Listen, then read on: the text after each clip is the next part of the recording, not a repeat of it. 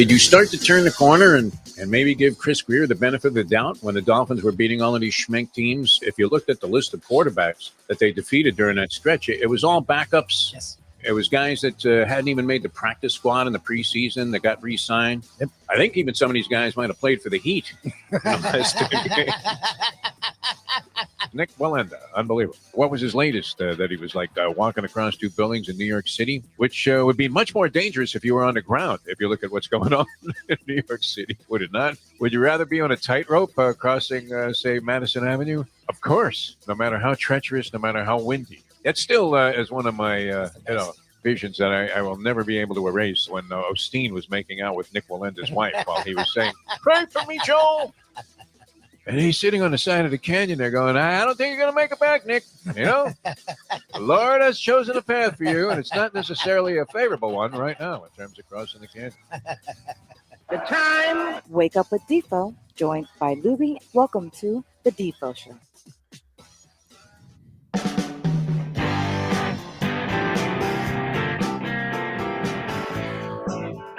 On a beautiful Tuesday morning, good to be with you here on the Defo Show. Jeff Deforrest, Mike Lubie, Lubitz with you on Jack Namer's fabulous network, the ION channel. And you can Google the Defo Show and catch everything we've done over the last 4 months or so. And, of course, we're on other platforms as well. Locally, 5 Reasons Sports Network. Now grooving with what we're doing here on the show after, is it on? I can't find it. And, of course, Believe Podcast Network. Tomorrow, actually, very excited. We've had this gentleman on before. He actually came by the radio studio when we were on 940 Winds here in South Florida. And Joe Mantegna, the actor, scheduled to join us on the program tomorrow. So very excited about that. And you know what I'm going to hit him with, Lubie, right away. By the way, how are you, Mike Lubie Lubitz? Mike Lubie Lubitz there up on the screen, looking a little pale there. You're not doing the usual silhouette number. And I like the fact that we were doing in-show production as he flashes out the lights there and goes discotheque on us. You look much better in the dark, Lubie. That's essentially what we're saying. What that says. We're going to have to get you some professional lighting, as I'm experiencing here, because, it does look a little strange. You have that face, that it just looks like the moon. I think that was also on a King Crimson album. Where there's just like a bright moon flashing on the cover of the album. Anyway, good to be with you. And just a few more days away from the actual Super Bowl. I think it was great, all of that controversy. Thank you, Brian Flores. Thank you so much. Yeah, thank God. Last week would have sucked. Oh, my God. It's usually just pure treachery as a sports talk host. Hey, do you think the Rams can cover 4.5? I don't know. What the hell do I know? I'm inclined to believe that the Bengals win in a blowout based on everything that I'm hearing, only because everybody is on the bandwagon of the Los Angeles Rams. Now, yesterday on our Believe podcast, we talked to a guy. Well, I guess that's going to air today. It'll be the prop bet guy.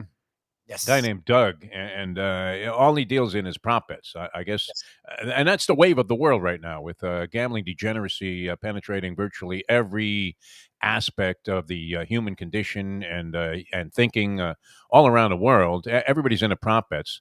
So I was looking at this. This is right up Jersey Kyle's alley. I would imagine that on unprompted on our Degenerate Friday show, if he joins us this week, but you never know with Jersey Kyle, right? He could be very flighty, this cat, unless we're in a designated place. Like if he has to show up somewhere, he'll come at the last minute. But if it's a call-in deal, and I don't know, what is this, 4 months it's taken him to figure out to buy a laptop? He hasn't been able to do that. So our crew is very sketchy when it comes to, I don't know, is it technology or responsibility? Yes. What is it, Lubie? Or a little combination of both? Yeah, because we weren't asking technology before, and there was still hit or misses. Even before. Almost everybody, I would think, has a laptop or some kind of way. I thought. I found out themselves into one of these little boxes on the screen here, so we can get the full visual effect. I mean, we're trying to advance. Jack's always calling me and saying, "Hey, we got to tweak this up." Amy's coming up with ideas. Brad's always on the technical side, trying to find ways to improve. He came up with LubiCam when we were doing that green screen thing in the studio. Yes, sir. So they're innovative on their end at ION Channel. So it's us, I would have to say. It's not necessarily you and me, Lubie. It's some of the people that we're working with, and I really can only point the finger at like a couple of guys. Too. Jersey Kyle and the Polyman. The Polyman gets an excuse. He gets a pass on the old age, the Alzheimer's special. Does he not? I thought it was supposed to call yesterday.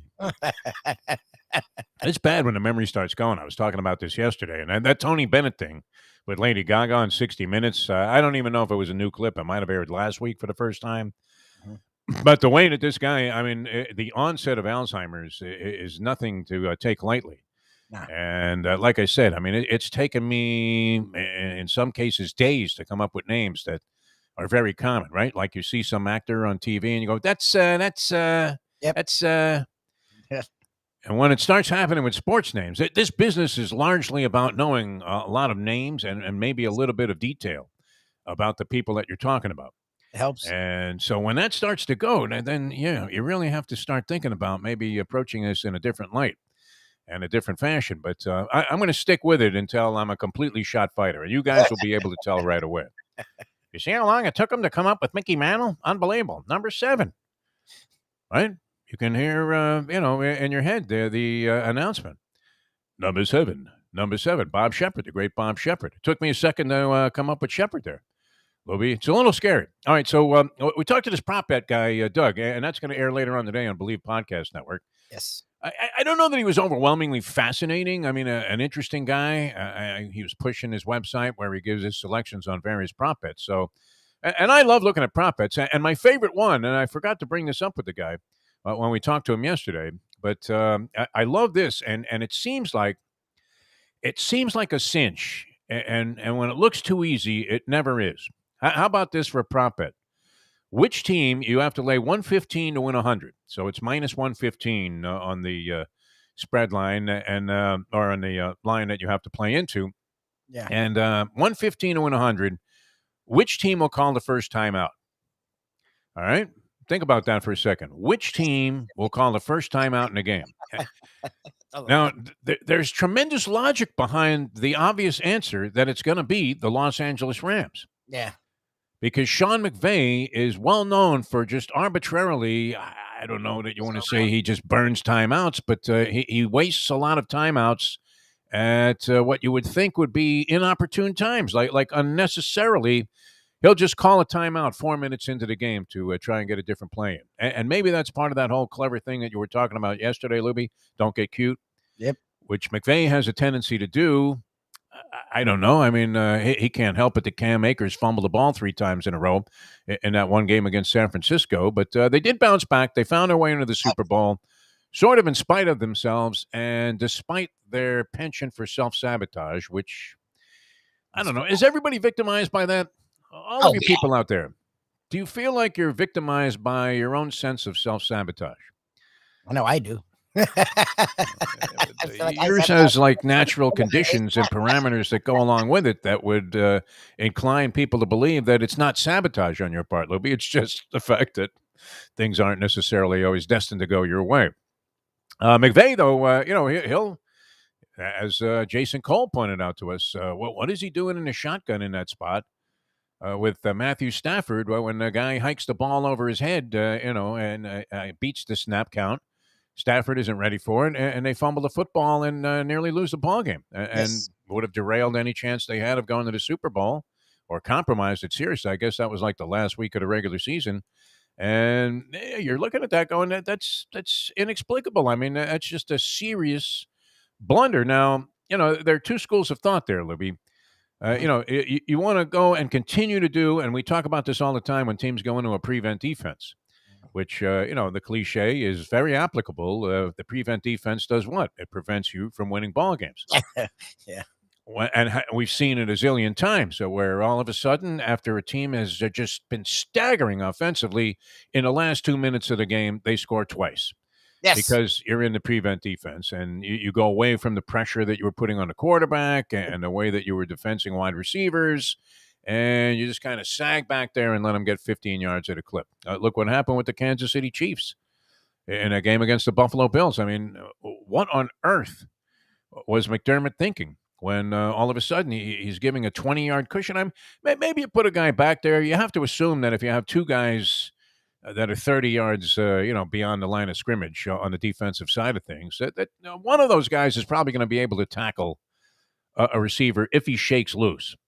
That's my only thing about prevent. I get you don't want to give a big play, So that makes sense. That part I understand. I never understand rushing like 2.5. Yeah. Like, all right, we'll let him just stand there. Scout Mississippi's, yeah.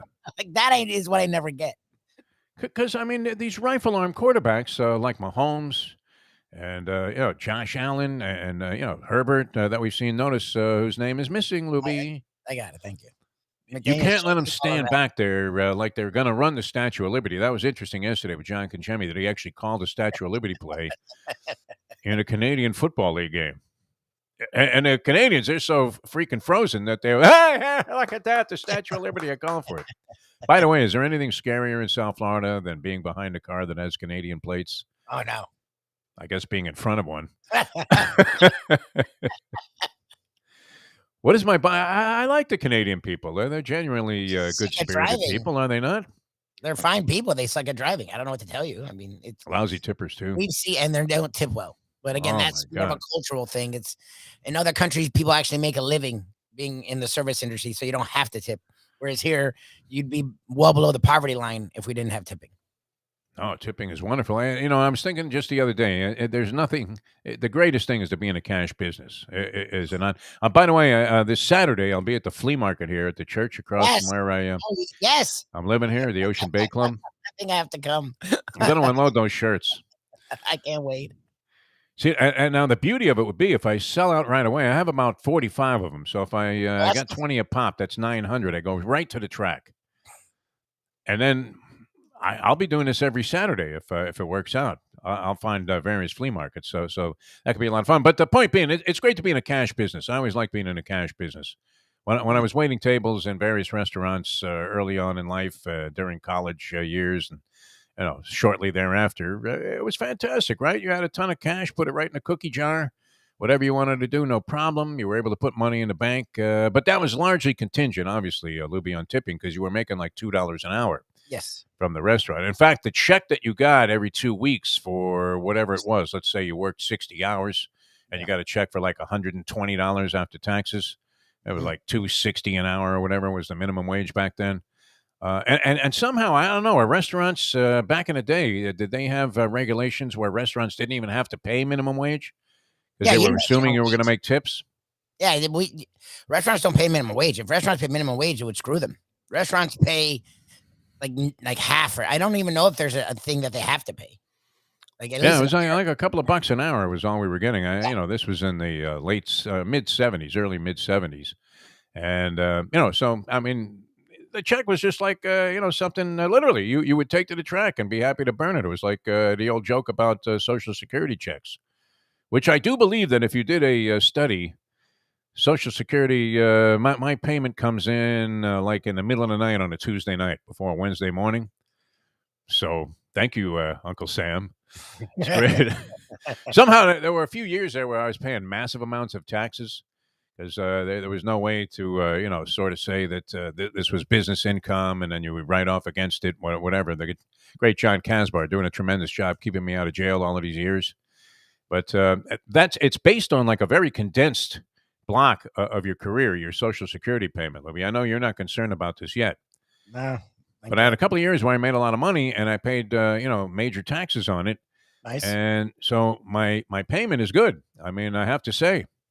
Thank you, Uncle Sam, right? You can almost live on it. You can almost. Not quite. You can almost live on it. You're out, Defo. It'll be great. But the old joke was that, of course, the day that was busiest at any casino, and I think this is true, is the day that people get their Social Security payment. That these little old ladies are going straight to the slot machines and seeing if they can't parlay that Social Security into a more meaningful amount of cash that they can live with. But nonetheless, everybody's sending it in. And the prop bet guy, and here's my favorite. Oh, it blew away. Oh, here it is. No, it's a Cracker Jack prize. They have prop bet parlays that are insane. Yes. And I was reading one where you take like the Bengals on the money line, Matthew Stafford to throw more than 2 picks, Morris, is that the guy, the running back? Is it Morris? What's the guy from the Bengals? That Joe Mixon. That's the Mixon, one. Mixon, not Mixon. Joe Mixon. His catches. Okay, yeah. He'd have to gain like 62.5 yards or more, And then on top of that, it's who's going to win the coin flip. And you parlay all of those things Need together. all of these. Oh, God. And you get some phenomenal price. Oh, I hope you're rich. I don't believe any of those things. Mixing the Rams rush defense is amazing. So if he gets 75 yards, that's like a win. His number is not that high. I think it's like 62 and a hook for the game. I know, but the Rams rush defense is good. They're going zillion prop bets, but yeah, I mean the main one. I mean this one is. It seems too easy, doesn't it? That the Rams will call the first time out. McVay always does that. Yes. I don't know. What's the guy's name? Is it Taylor, the guy, the coach for the Cincinnati Bengals? He's a McVay disciple. Zach Taylor for the Bengals. So that's my thing is if he's a McVay disciple, maybe he. But he doesn't do this as a characteristic. He is not inclined to just arbitrarily in the first quarter, 4 minutes into the game, just call a timeout because they have the wrong personnel on the field or whatever. Where it's fairly common for McVay to do this. I think the last 9 games that he's been involved in, McVay has called the first time out. So there's a big track record there. Mark Lawrence would be all over that with the trend. I don't know. Is that too dangerous? 115 to win 100. So if you put down, 1,150, you can win $1,000. And as soon as McVay goes, a timeout, and the announcers will be going crazy, I guess Collinsworth and Al Michaels are doing a game. Yes. And Collinsworth, of course, will be, will he be wearing a Bengal jersey? You could hardly blame him. It's hard for him to. It is interesting that he's on the call and he's like a Bengal great. Like people always think of him as a Bengal that are like from a different generation. Oh, no doubt. I mean, he was very emblematic of what the Bengals were all about at a time where they were a pretty good team. They never won a championship, but they were, I mean, with Sam Wyche, I mean, you talk about innovative coaches. They're hoping this Mike McDaniel will be as innovative as a Sam Wyche was. I mean, who are the true innovators in coaching? You would have to say, what, Bill Walsh? Yes, Walsh was one of the early. Eric Coryell was always considered a very. Eric Coryell was not afraid to chuck the rock. Yeah, that's why we all loved all of the old timers out there, all of you geezers at Caesars. We all loved the American Football League. NFL was boring. It was hand the ball off to Alex Webster. He dives into the line there. He gets smashed by Chuck Bednarik, and the next thing you know, it's 2 yards and it's 2nd and 8. Meanwhile, Coryell, first play from the line of scrimmage, just got the kickoff. Boom, 50 yards down the field, and look at that. Lance Allworth with another great catch. No, the AFL was rocking back in the day. That's why we love Joe Willie, and that's why you can't judge him statistically, Mr. Lubie, Mr. X Generation. I didn't say he's not a Hall of Famer. You've been okay with Joe Namath as a Hall of Famer. There are a lot of young guys that start looking just at the stat line. They go, well, what did he do? He threw like 800 picks, and he was a 50% completion guy. That does not begin, my friends, to tell the story about the great Joe Willie Namath. I grew up in an era where a lot of guys got in. If you like, look, Lynn Swan's stats aren't spectacular, but he was big in the big games, and he made one of the greatest catches ever. So Lynn Swan is a free pass into the Hall of Fame. Lynn Swan's presence in the Hall of Fame. Good guy. Seemed like a very nice, a gentleman. The business, when he was an announcer, it was an abortion because all he ever talked about was the cleats. They would go down on the field, and it was slightly. He should have been a racetrack analyst, right? Well, they're wearing mudcocks today. Okay, Lynn. I don't know how much of a difference that makes in terms of having that information when they start showing you, like the guy holds up a shoe and says, well, they're either going to go with the plastic cleats or I don't know. This is very gladiator-esque. They're going with straight metal. That's right. They're using baseball spikes today. You ever get spiked in a baseball game, Lumi? No, I was always concerned about that. Right. That looked very painful. Did you ever spike a guy? No, I didn't do either. Thank God. I've been on both ends of that thing during my many days of, attempting to play baseball at some decent level. We have the Joe Burrow prop bets. Now they're expecting Joe Burrow to throw for a lot of yards, right? You would say 279 and a hook, over under. Well, because, again, the Rams' rush defense is not only really good, they make it a point to key in on the run. So even if the Bengals don't do a lot, they're going to have to throw enough where Burrow should get 300 yards. All right, here's a good one for you, Mike Lubitz. Speaking of the prop bets on the Super Bowl, minus 275 is the prop. You have to lay $275 to win 100 if you believe that the first pass of the game, and this would be Joe Burrow, I guess, because all of these numbers relate to Joe Burrow. It's like a whole column here. I mean, I'm holding this whole column is Joe Burrow prop bets. That's crazy. And it doesn't include all of them. It just, yards of longest completion, pass completions, passing plus rushing yards, over under 11.5 rushing yards for Joe Burrow. Does he scramble for 20? And the whole place erupts. That's the beauty. At a meaningless time in the game where nothing strategically of any significance is happening, all of a sudden the quarterback looks like he's going to get sacked. He runs for 12 yards, and everybody, yeah! It's good to be in a race book if you're watching a Super Bowl, the sports book. That'd be the place to be. Las Vegas would be, like I said, I mean, second only to. I'm not sure that I really want to be at the Super Bowl. Do you? I mean, I guess if you're a Bengals fan or a Rams fan. Oh, yeah. I mean, if the Dolphins ever made it, I've always promised myself I'd go. Other than that, I mean, why? You would actually go? I mean, you would pay like thousands of dollars? I don't know. It's got to be like $3, $4, $5 grand for the cheapest seat. $5-6 grand. Yeah, it's like $5-6 grand. When I was younger, I said this. Now, being in the business a long time and I haven't paid for a game in 15 years, I don't know if I would actually be able to do that these days. But if I have Super Bowl tickets, I'm scalping them. I don't care. I'm not going. Thousands of dollars? Yeah, I mean, if I could get $5 grand for a couple of tickets that I paid, like I don't know what the face value is anymore. I think the cheapest seat might be $800, might even be a dime. Yeah, it's like $800 to $1,000. Back in the day, I used to have the pleasure of being able to cop like 2 Super Bowl tickets every year. Nice. And that was through my affiliation with the Miami Dolphins, and I had the option of. I don't know that I had the option to buy, but I had a friend that was in the marketing department there, and he would say, "Look, Defo, if you need a couple of Super Bowl tickets, let me know." And who didn't need them, right? Hey, you're going to take them. You would immediately go out. You could go to the biggest rip-off criminal ticket broker and still get a couple of dimes for $400 face value seats. Now it's escalated out of control because everyone wants to be there. And of course, this is the first time it's being held at this SoFi Stadium, which is supposed to be. I mean, it makes Jerry Jones' place look like a dump. I always love how the latest stadium that come along makes the place that you just built in your city with, metropolitan type of funds and, the taxpayers' money. All of a sudden, that place is obsolete. It happened with the Miami Arena here. I mean, we are, the leaders in terms of building white elephant type of, and doing that kind of construction based on the idea that it's going to be good for the city. Because we had 2 things. We have a train to nowhere here called Metro Rail. We always, right away at the press conference when they had the blue ribbon cutting, somebody screamed out, "Metro fail!" Instantly. And the politicians are like, "What? Fail?" Which, has there ever been a bigger bust in terms of public transportation? It's never Metro Rail. Have you ever taken I've taken the Metro Rail. I have. Okay, but not necessarily by design and not in the last 40 years.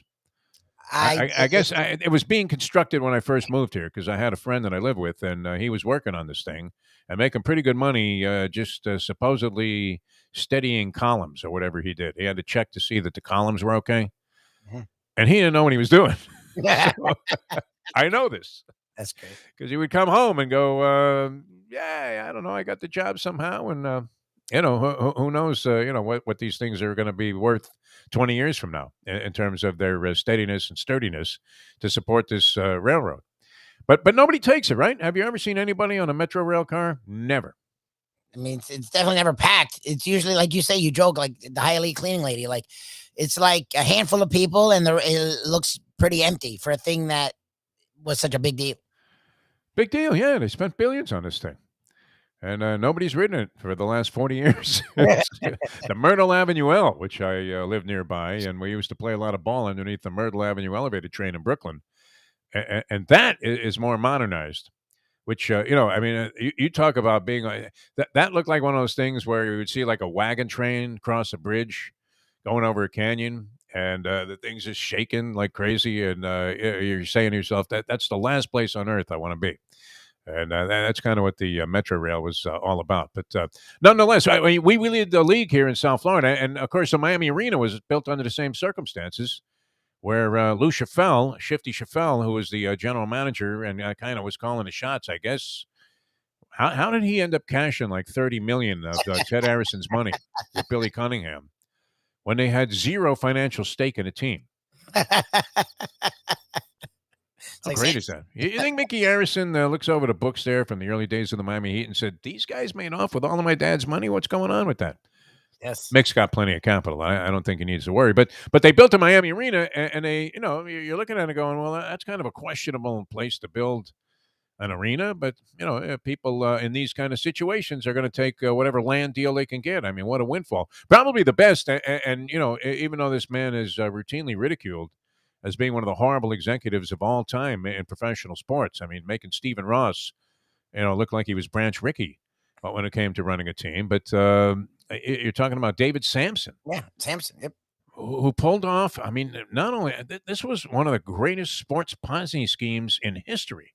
Yeah, where they bought the Marlins with like other people's money.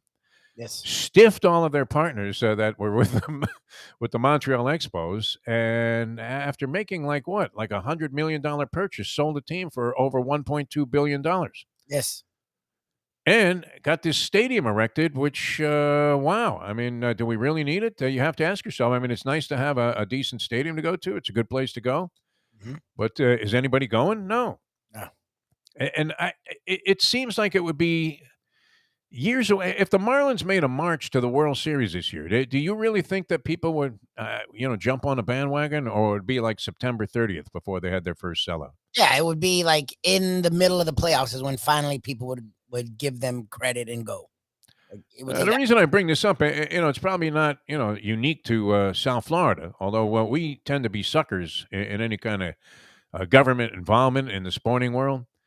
I like that $5 million. What was that? They got funds from some children's foster home fund to build a scoreboard there at their brand spanking new arena, where for some reason when they built the place in the first place, they put in a lousy scoreboard, and I don't even see where this thing does any good. But the point being that cities and municipalities are constantly being ripped off. Yes. By sports teams. Now, the story is, I guess Kroenke, the owner of the Los Angeles Rams, Stan Kroenke, not only did you have to pay St. Louis $750 million because, he said, you know what, by the way, guys, I'm out of here when he moved back to Los Angeles. But supposedly, now, did he build his stadium with his own money? That seems almost impossible, unfathomable. From what we know. Yeah, from what we know. Really? Wow. Yes. That's why they say the Chargers are playing in the Rams Stadium, because it's Kroenke leases it out to them. Yeah, that's a nice move. But anyway, I don't know. If I had tickets to the Super Bowl, I would unload them right away. Would you not? Yes. I mean, the amount of money you can make, I'd love to see my team win a Super Bowl, but are you kidding me? Like, if you can make $5,000, like, hello.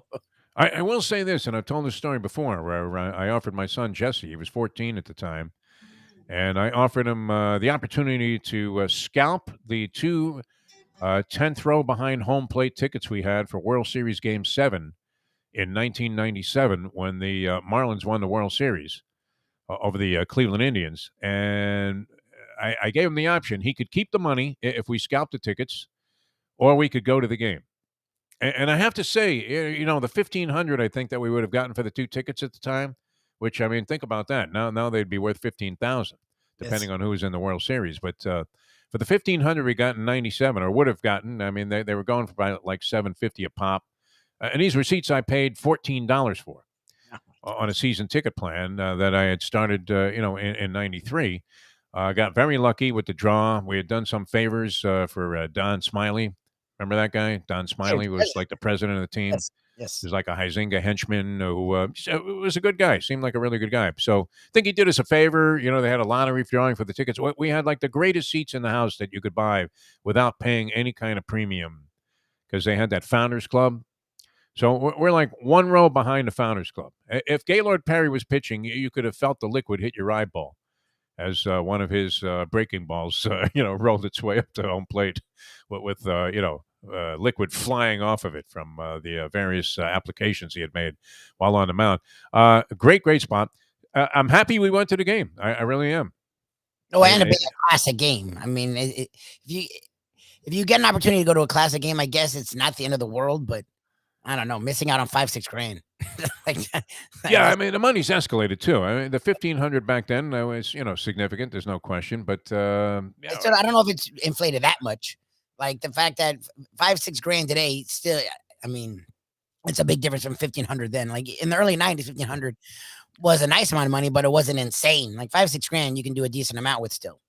Yeah, and you're able to catch the game anyway. I mean, it's not the same as being in the stadium. I guess if you really had a huge, how much of an emotional attachment would you have to just forsake the financial aspect of having tickets to the game? That would be the. You have to examine yourself from a moral standpoint on this question. Do you not?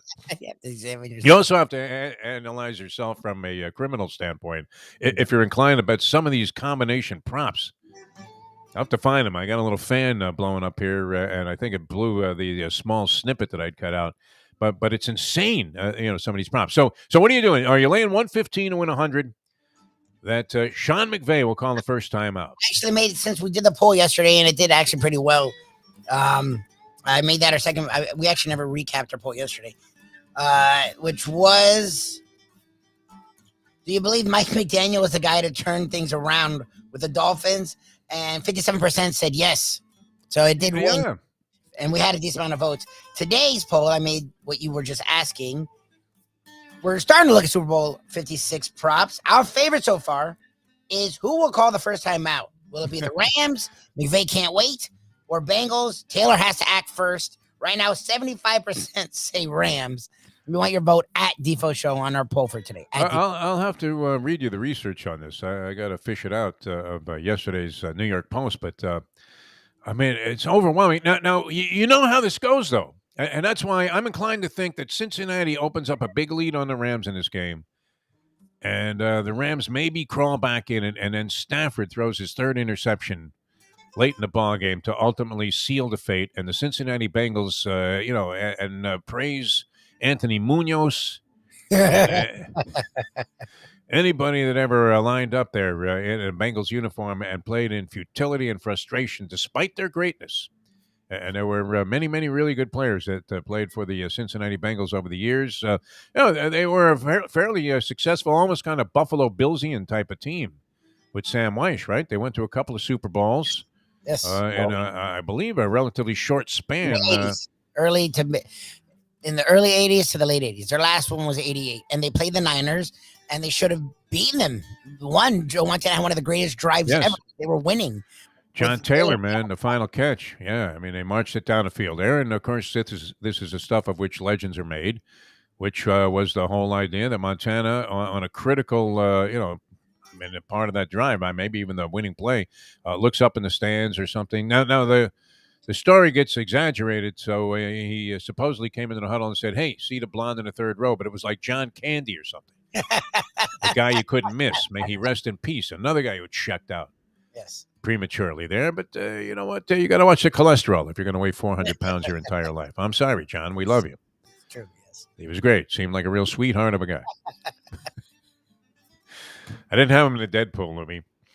I'm aware. Terry Bradshaw's in commercials now, too. I mean, how the hell is he going to check out before the next go-round? Talk about a useless ticket. Now, what about Ozzy Osbourne? Anybody heard anything about his health, Ozzy Osbourne? Yeah, he's turned his life around. Oh, Jesus. So did Meatloaf. You're the best person ever. As long as you have Terry Bradshaw, he could go run a marathon. He's safe. Yeah, I'm surprised he didn't enter the Miami Marathon. It was just run the other day. I guess he'll be running in Boston this year. Well, he's had this condition forever. Doesn't he have some kind of weird illness that impacts his life that he's an advocate for? I thought he did, but the fact that you have him on the, what's it called? He's good. I have him on a Deadpool, and I'm not rooting for his death. Let's put it that way. If he happens to get hit by a bus, you know the whole thing. Yeah, exactly. All right. I'm not rooting. But all right, later on, we're going to talk to Harvey Fielkov. We'll see what he feels about it. This is kind of weird. We're going to simulate our Radio Row successes over the years. But, it's one of the odd times. We stopped going last year with the COVID thing, and we're missing it. But we spent like 10 or 11 years in a row on Radio Row. So we're going to try and simulate a little bit of that. And I would imagine Harvey covered a few. Brett Tessler met us out there. Remember we had to get him like a pass or something? Down here, yep. The agent to the stars. So, we'll get into a little bit of that and hopefully have Joe Montana on the show tomorrow. I'm going to ask him about what it was like, the acting chops of Vito Antuofermo. I think middleweight champ. Last 2 times we've had him. Yeah. You know what happens, too, after you have a guy like sort of on, semi or, it would be like a biannual, maybe triannual basis. Yeah. Like Montana will be promoting a movie and he's on Radio Row, so he's doing a lot of interviews all of a sudden. And you hit him with the Anafermo thing, which I would be the only guy, right, that would Yes. even recognize that in a scene in The Godfather, as Joey Zaza, his bodyguard is the former boxer Vito Anafermo. And so, and he probably said, yeah, no, the last time I was on the show, you asked me if he had a cut man apply his makeup. You're the guy. You're the guy. You're the wise guy, Deforrest. I don't want to do your show anymore. No, I mean, people genuinely like it if you have like some bizarre insight instead of asking the usual questions. Well, when you were a young man, did you always envision yourself as a Shakespearean type of actor? The guy said, get the fuck out of here. Don't ask that. I can promise that won't be asked with us. All right, we're coming back with more. We have a nice. I mean, the visuals on the commercials now are just. I would never turn this show off. There's no reason to. Yeah, no. I mean, that sight of Jimmy Johnson's Big Chill. I mean, it just makes you feel like, wow, we do live in paradise. All right, we're coming back with more. I'm Jeff Deforrest. He's Mike Lubie Lubitz. Brett Tester, the agent to the stars, is going to join us later on as well. So we'll be with you until 9 o'clock this a.m. on the East Coast here on Eye on Channel. We'll get into more of these prop bets because I have to find that little parlay thing. Because you would never think to put these things together in the first place.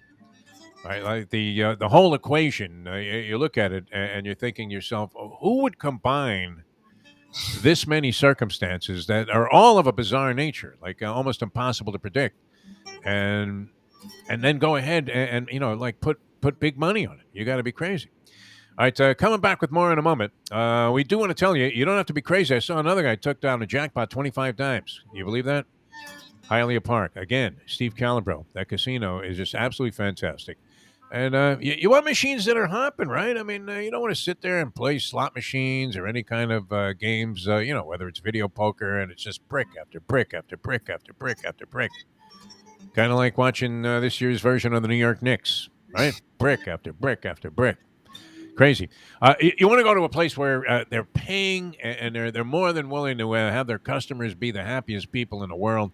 And that's what it's been like at Hialeah Park forever, going all the way back. I mean, the elegance and the whole Great Gatsby feel that you had when you walked in the door there, the clubhouse entrance at Hialeah Park, and people were, looking good, and there was just this uplifting vibe. That's the way it is today. Fantastic. Great visionary work by the late John Brunetti Sr., one of my all-time favorite iconic sports figures here in South Florida. It was a pleasure to be in the presence of the man because he had a vision. It's incredible. And when he said he was doing a casino, they thought he was nuts. And sure enough, man, the earth was round after all. Just absolutely crazy, the success that they've had over the last several years. I want to say it's like 7 or 8 years now, Lubie. They've had the casino at Hialeah Park. Champion simulcasting room is great. The poker room is top-notch.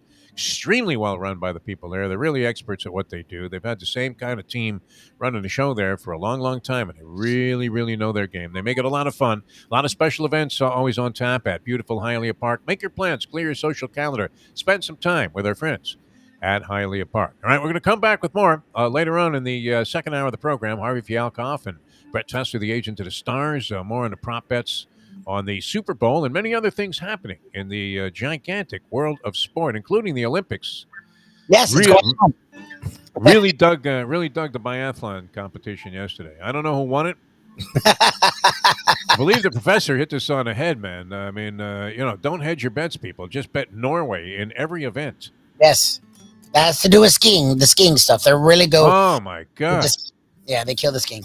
Now, how insane is this cross-country skiing? I know it was kind of a craze here in the United States for a very brief period of time. Sometimes a bizarre Olympic sport in the Winter Games catches on for a little period of time thereafter, and then everybody's into it. And there was a period there where everybody was into cross-country skiing all of a sudden. I don't know about everybody, but like you'd see a guy in New York as soon as it snowed, and they're cross-country skiing all the way to Wall Street. Like, really? You couldn't have taken... I guess nobody wants to get on the subway anymore. I'm telling you, that's why Nick Wallenda wanted to walk the tightrope to get to the building across the street. It was worth risking his life that way because he felt safer than he would have on the streets. Where, who knows, man? You get hit by a taxi cab, some guy puts a knife in your back. I mean, it's insane what's happening there. Absolutely crazy. But nonetheless... And how bizarre was it when they had that Super Bowl there? Wow, great idea, right? That was rough. Yeah, that was rough. You think they ever go back there? No. That was a disaster. That in Minnesota. Like Minnesota, the people were great and they really treated us well, but you didn't want to leave the building. You couldn't leave the building. What are you talking about? That was rough. You ran to get inside anywhere. I mean, and it wasn't even that cold, by the oh, it's nice today. It's 8. I'm like, yeah, we're taking the boat out. Okay, people are like shirtless. I'm like, what is wrong with you people? Indianapolis was kind of a dead town. Also, Indianapolis. I just had nothing going on. I mean, who the heck would go there? I mean, unless you want to see like the Larry Bird statue. Shouldn't that be in Boston? You kept asking, and people were like, "Oh, it's over there." Everyone knows where it is. It's the only monument of any significance in the entire city, right? Other than the original White Castle. Those are two great things to be known for. All right, we're coming back with more in a moment here on Ion Channel, Jack Namer's fine organization. I'll dig up that prop bet thing, but I had a little fan blowing overhead here, and it took this clip, and the print is so small, I may need to grab a magnifying glass too. All right, we're coming back with more in a moment. Now that the time it's 7:41. Tony Segreto here. Let me ask you a question. What do you look for when you go out to eat? Good food, obviously, friendly atmosphere, not too loud, but good energy, reasonable prices, and a place where you feel comfortable. You're talking about the Texas Roadhouse. Good for a family, good for a date, or just a night out for yourself, and prices that will make you extremely happy. Their ribs unmatched. Steaks hand-cut every day. Everything, and I mean everything, is made on site, including their incredible bread. Trust me when I tell you, Texas Roadhouse, your restaurant, your destination when you say, where should we go and eat tonight? From the newly renovated sports bar to the beautiful bayside views captured at the Tiki Bar, Jimmy Johnson's Big Chill has it all. Located at mile marker 104, the Big Chill also offers waterfront dining while experiencing breathtaking sunset views of the Florida Keys. It's simply the hottest spot in the Keys to cool off. That's Jimmy Johnson's Big Chill at mile marker 104 in Key Largo. For more information, call today at 305-453-9066. Any time of year, things can happen to your home or business, and the insurance company can be your friend, but they also can be your enemy. Horizon Public Adjusters, Justina Testa, are here for you to help this process go so much easier. 7 to 10 times more money recovered with a public adjuster than if you went on your own. If there's no recovery, there's no fee. Before you call your insurance company, call Horizon Public Adjusters and Justina Testa at 954-809-8752. Hi, guys. If I could squeeze in two. One is just, can you say with certainty that Jimmy Garoppolo will be on the roster on Sunday? I can't guarantee that anybody in the world will be alive Sunday, so I can't guarantee who will be on our roster on Sunday. So that goes for all of us. From South Florida to the entire world, thank you to the iHeartRadio app. Here is Defo, joined by Lubie, on The Defo Show. That was a brilliant answer there by Kyle Shanahan to the question about Jimmy Garoppolo. Welcome back to the show. That's the kind of stuff you get subjected to if you attend a lot of press conferences, which we are supposedly in the media, the liaison to the fans, and that's why they have these things, the general and generic information that you get and the bland answers. Rarely do you see anything, although if you catch that town hall meeting with the owner of the Chicago Blackhawks, where somebody was asking him about the case with the player Beach, who was sexually assaulted, and it caused Joel Quenneville. Doesn't that seem like it was centuries ago? I was going to say that's a long time ago. Joel Quenneville, who we had great admiration for and a pretty good rapport with, I thought. Yes. Joel Quenneville, the former coach, Stanley Cup winning coach with the Chicago Blackhawks, and was a great distinction. Finally, the Panthers were going to get somebody in here, and this is what the Miami Dolphins are trying to do, and everybody else. 9 head coaches hired. By the way, it's 2.5 black men now. Yes. It's a new show. 2.5. 2 and a hook. 2 and a hook. Flores isn't happy about it still, but at least there's 2 and a hook now. You really have to wonder. I mean, you talk about sabotage in your career. I mean, why on earth would you go with like a 66-year-old Lovie Smith, albeit a guy that seems to carry himself with tremendous dignity. Obviously, he has some kind of coaching acumen, at least on the defensive side of the ball. He was always well respected, correct? Right? Defensive coordinator. Yeah, it was good defensive mind. Yep. Right. As a head coach, had some success. Took a team to a Super Bowl. Yeah. And with the Chicago Bears. And actually, I think was fired after having a pretty upside winning record. Yeah. Yes. He had a winning season that year and was fired. Okay. So not that there's any discrimination there, but old Papa Bear wasn't happy with the black man running his team. No, I don't know. I mean, what the story was there. I mean, it was one of those deals where kind of like, in Minnesota this year, right? Where, the guy had a very good track record, Zimmer, but didn't do anything special. And so, even though Lovie Smith had been to a Super Bowl, and of course, remember that was being billed again, the NFL, when they get on one of these things where they, they had two black head coaches squaring off in the Super Bowl. I mean, did they milk that? Oh, yeah. My God. They went all in. Holy Martin Luther King. I mean, did they really play that up? Well, you see, we're making progress here. Two black head coaches. It's historic. Squaring up. The only two. I was thinking this on the Walk of Life the other day, and I know it seems kind of stupid and simple, but I mean, isn't it sad? I mean, it really is 2022, and we still have to make these distinctions. Yes. You pass by, some black guy, and you're thinking, I'm going to go out of my way to say hello to this guy, man. I don't know, and then you're thinking, why would you even make these distinctions? I mean, people are people, right? Yes. That this has to be discussed in this fashion about the National Football League and their head coaching situation, and ridiculous. And it gets into whether or not. I mean, it's the old thing, Al Campana's time, right? He's sitting there with Ted Koppel, going, "Well, I don't know that they have like the mental capacities to lead." Good one, Al. Never understood that. What the hell does that mean? A well-respected guy. I mean, with this viewpoint that was so limited that he actually came right out and said it. And Koppel, as we talked about many times in that situation, trying, gave Campanis every chance to get off the hook. And this was, predating the massive cancel culture that we exist in today, which casts a dark cloud and a shadow over virtually everything that you ever say, even if it was in the distant past. Yep. Yeah, you got to people. Yeah, it's crazy. People are getting fired all the time. Mark Lai was on Sirius Satellite Radio, I believe.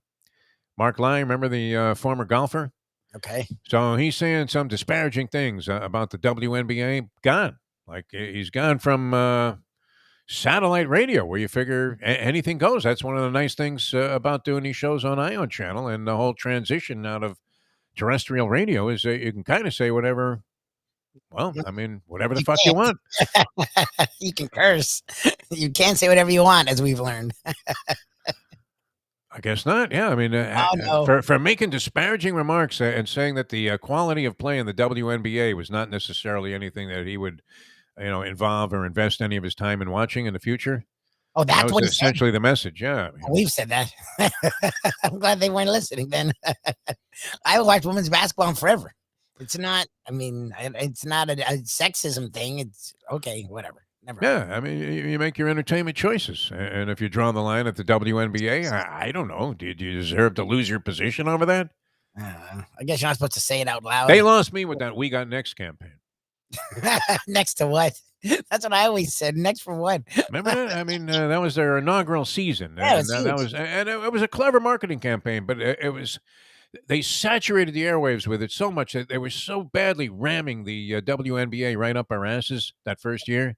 Yeah. As sports viewers, and this was at a time, right? Or did they start this thing when it was like Lakers Celtics, or I mean, it was early '90s, I think. Early 90s. Knicks Heat. I mean, you had tremendous rivalries. Yeah, the NBA was a big deal. In the NBA, and now they're going. We got next, which of course is a common phrase. Obviously, anybody that played any recreational basketball, there are 20 guys waiting, and then the big tough bullies would show up and go, "We got next." Yes. You're like, yeah, of course you do. We've only been sitting here for 8 hours. Exactly. Unbelievable.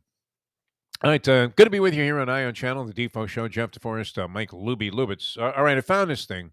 Okay, So I wanted good. to give you the specifics. The second one is even more absurd, and I kind of misrepresented what the parlay was because I got all confused there when I lost this.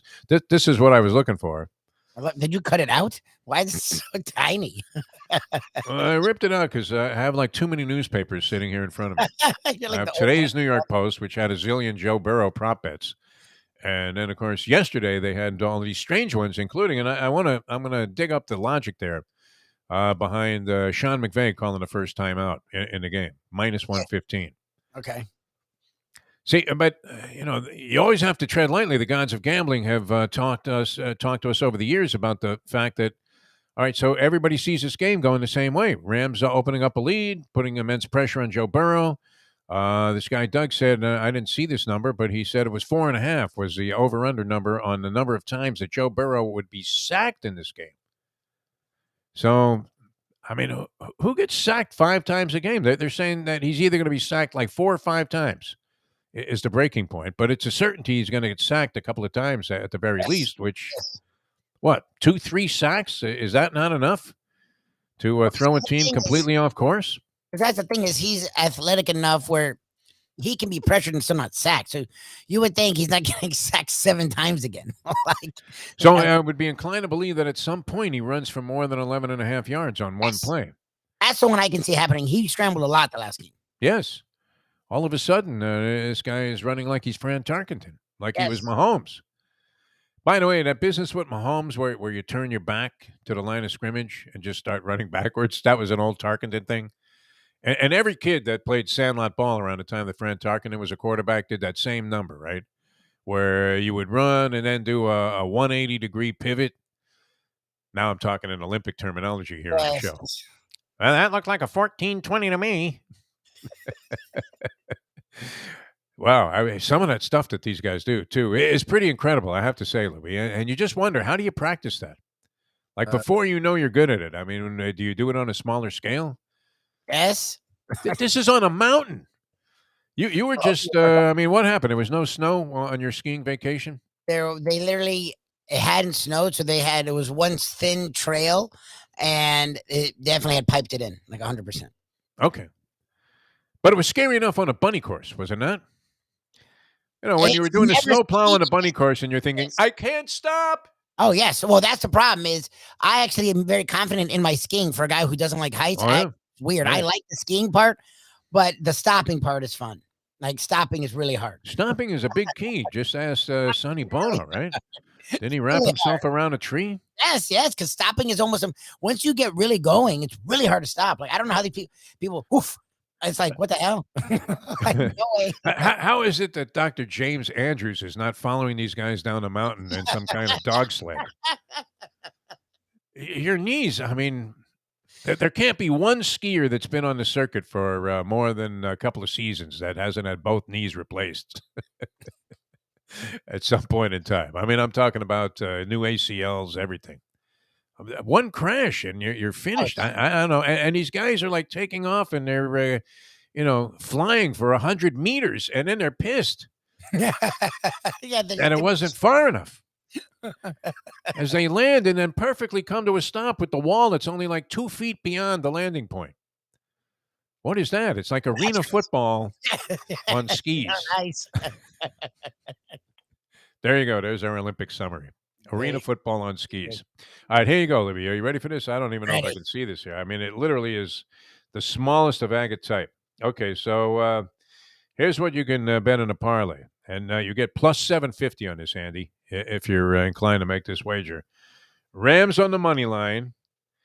Cam Akers to score a touchdown in the game anytime and by any method. Cooper Kupp to score a touchdown in the game. And the under, which is 49 and a hook. You're parlaying all of those things. So the Rams have to win the game straight up. It's doable. It's better than the thing you pulled out. Akers and Cooper Kupp have to have touchdowns in the game. And the game, nonetheless, even though these guys have already accounted for 14 points, goes under 49 and a hook, plus 750. That's the one. That's the only one that's hard. Like, I have a weird feeling this is going to be like a shootout. That's another prediction. So I'm thinking 13-7 is your final there. Exactly. Under players are dancing in the streets. Everybody that was looking for this giant buzz to be generated by the Super Bowl is completely disappointed. The flowers are in the punch, as we like to say, before we get to halftime. Everybody, hey, nice party, Deef. Thanks. Well, that's how the Super Bowl used to be. We haven't had a Super Bowl like that in a while. Like last year's eventually got to that place because the offensive line was so bad for the Chiefs that there was no coming back for them. But the game was in, like it was a game until the third quarter. The 90s. Yeah. I remember for like it was like 10 years where every Super Bowl just sucked. It was like watching a $100 pay-per-view Floyd Mayweather fight for any of his last 20 fights. Really, I mean, how uncompetitive were they? Let's face it, the guy was pretty much a master at not getting hit. Yep. But is that exciting to watch? No. Defense wins championships. And then, he would flash a combination here and there, and you're saying, hey, how about more of that, Floyd? Come on, money. Yep. Give us our money's worth. Yep. Amazing. And every time we went back thinking, this is going to be the one because everybody wanted to see somebody knock this sucker out. That's what it was. You're like, okay, his opponent's going to be better this time. And that like never happened. Juan Manuel Marquez. People froze in front of Floyd Money Canelo, for some reason. Canelo was annoying because Canelo was up and coming and he's a guy that threw punches. And then he became a Mexican fighter. And he's just sitting there. Okay, Floyd, you're wonderful. That got so annoying. Oh, you thought he was going to blow him a kiss at some point during the fight. Like Victor Ortiz tried to do, right? He had a complete meltdown. He tried. What was it about Floyd Money Mayweather that, if you're going to you're a boxer, you might get knocked out, right? You're going to get hit. It's okay. Mayweather didn't have any power at the higher weights that he was competing at the end of his career. He was going to decision everybody. Okay, so maybe you get busted up a little bit, but when you go in there and give it a shot, these were Mexican warriors, my friend. Russell freaking Crowe in The Gladiator. Come on, guys. If we stick together, we'll survive. It's like easy for you to say, Russ. You're the star of this movie. Well, I'm getting my head severed the minute the chariot comes into the arena. Hey, Vay. That's our Super Bowl take, right? The one that says it's about sacrifice. I like the head coaches that it's about integrity and sacrifice. He's always the last one. It's like, of course it's sacrifice for you. You're not going. Exactly. Bengals money line, Lubie. Joe Mixon to score a touchdown in the ball game. Over 49 and a hook. See, I don't. That's plus 625. Yeah, see, that one you're getting great odds on. Well, the Bengals would have to win the game. Mixon, obviously, is likely to score a touchdown if they do win the game because you're figuring the Rams are going to put some points up. Yes. On Cincinnati. And if the Bengals win the game and the Rams are scoring also over 49 and a hook, there you have it, my friend. If you believe in the Bengals, that's a good one. I just don't believe the Bengals. So that's kind of like betting the Bengals, but getting 6-1 because you're also wheeling the Bengals in exactas and superfectas. That one, but that's you just said it. Like if you believe both, actually those work for what if you're gonna go with the Rams, you might as well do that one parlay because all those things would have to happen. You would think for the Rams to win. The Rams can win a shootout or a low scoring. I don't think the Bengals can. I think they need a high scoring affair for them to win it. So what you just said would have to happen. Like I guess those aren't bad if you already are set in your side. Like if you know right, if you think the Bengals have a chance to win a game, you're getting 6-1. The likelihood that it's a high scoring game that goes in their favor, it's not really overwhelmingly high scoring. I mean, you're talking about 27-24, and you're a winner. Yeah. Right. Even less than that. But a typical score, you could see this game going 27-24. No. That's honestly, I feel like it's going to be low 30s. With the Rams defense, you don't know. Like they might get a lead and maybe switch everything up. With McVay, you never fucking know. Like that guy's crazy. You know what we're doing? It's great. We are completely confusing people. That's 100%. And ourselves about the upcoming Super Bowl. That's what Super Bowl coverage the week before the game. Always. It's all about that and selling a lot of right guard. Yes, well, because you have 30 people. Well, most people don't. They usually have 15. We go insane. So we all usually have like 30 people, and they all give an opinion. And everyone has their own opinion. So at some point, if you actually take what everyone said, which we don't, but if we did, you would obviously confuse the crap out of everybody because everyone has 30 different opinions. if you can get past, I mean, this really is the essence. It seems like of if you're going to do any, Gillette, what was that show that Sal Palantonio was on? Edge NFL matchup. Edge NFL matchup. Yeah, used to feature the great Ali Sherman for many years. Yep. Which to this day, I guess I don't have it anymore. My mom had preserved for me one of my original souvenirs. My Uncle Joey took me to Yankee Stadium to see a Giants game. Ali Sherman was the coach, and he was in his last year as the head coach of the Giants. Things had gone a little south. He was a very popular and likable guy, and a solid figure around New York, as popular as anybody. But they were calling for his head in Lubie type fashion, and where now they might fly one of those banner planes over the stadium that says Sperano must go. They were waving goodbye Alley banners. Goodbye, Alley, goodbye Alley. And I bought one. My uncle bought one for me. Time to go. I was like an 8-year-old or something. That's classic. Yeah. I love you already cynic. At 8. I'm 8 years old. My first ever sporting event, live sporting event. And I'm waving a banner there. That's great. That's so deep. Goodbye Alley. I'd probably gone to some baseball games before that. That was my first NFL game, and the first and only for a long, long time.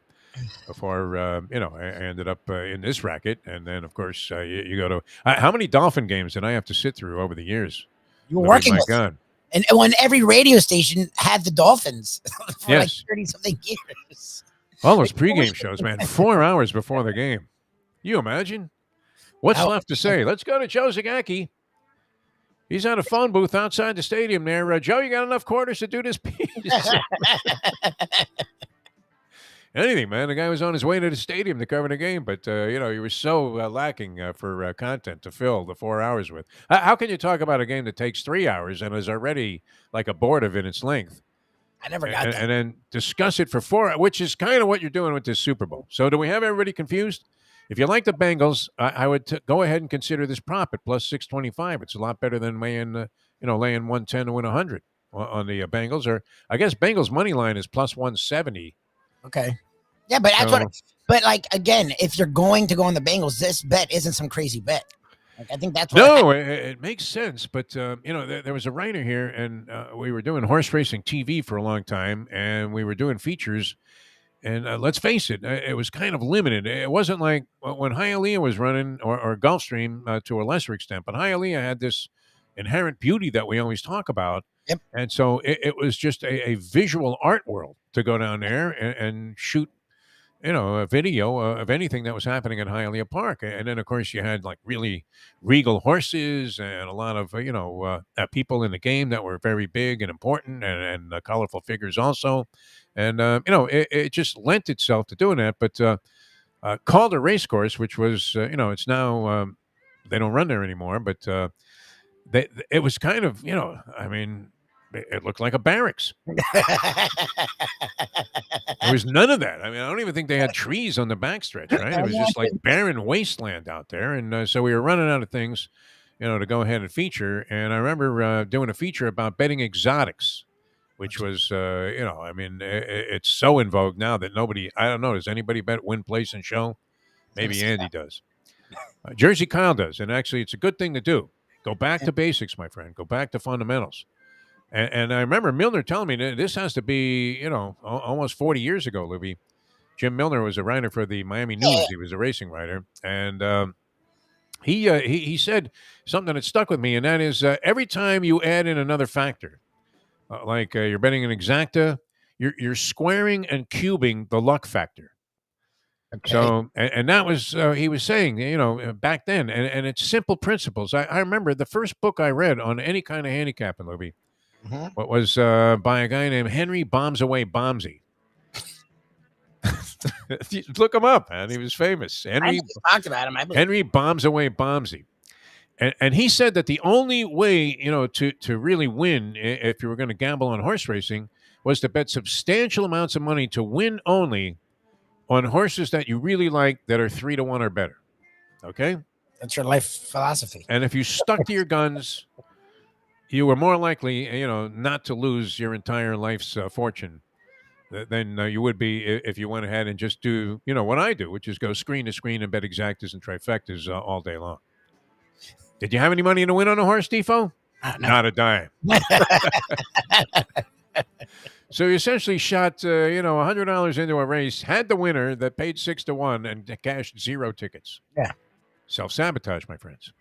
Yep. Which could be, so are we recommending something that is utterly treacherous when it comes to gambling by saying, hey, if Cincinnati wins the game, you have to figure the score goes over, and that Mixon would have a touchdown. What if that's the one thing that you missed on? Are you kidding me? That would suck, yeah. Like if Chase just had some monster day and they weren't able to run as we thought, and you lose it because Mixon doesn't get the score.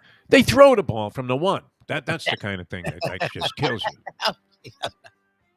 Are you kidding me? Come on, Joe. Oh, no. Right? They're down there 4 times. They win the ball game 28-21. The game goes over, and all of their touchdowns came on passes from Joe Burrow, who eclipses not only the number of touchdown passes in a game. I think you can make a pretty good score if he even throws 2 in this ball game. What do you think now, Lubie? I mean, is he going to have a very efficient ball game, or would it be wise, never mind spending the $7 million for a 30-second spot, that the advertisers are going to have to pay? 30-second spot in a Super Bowl, $7 million this year. $7 million, Jesus.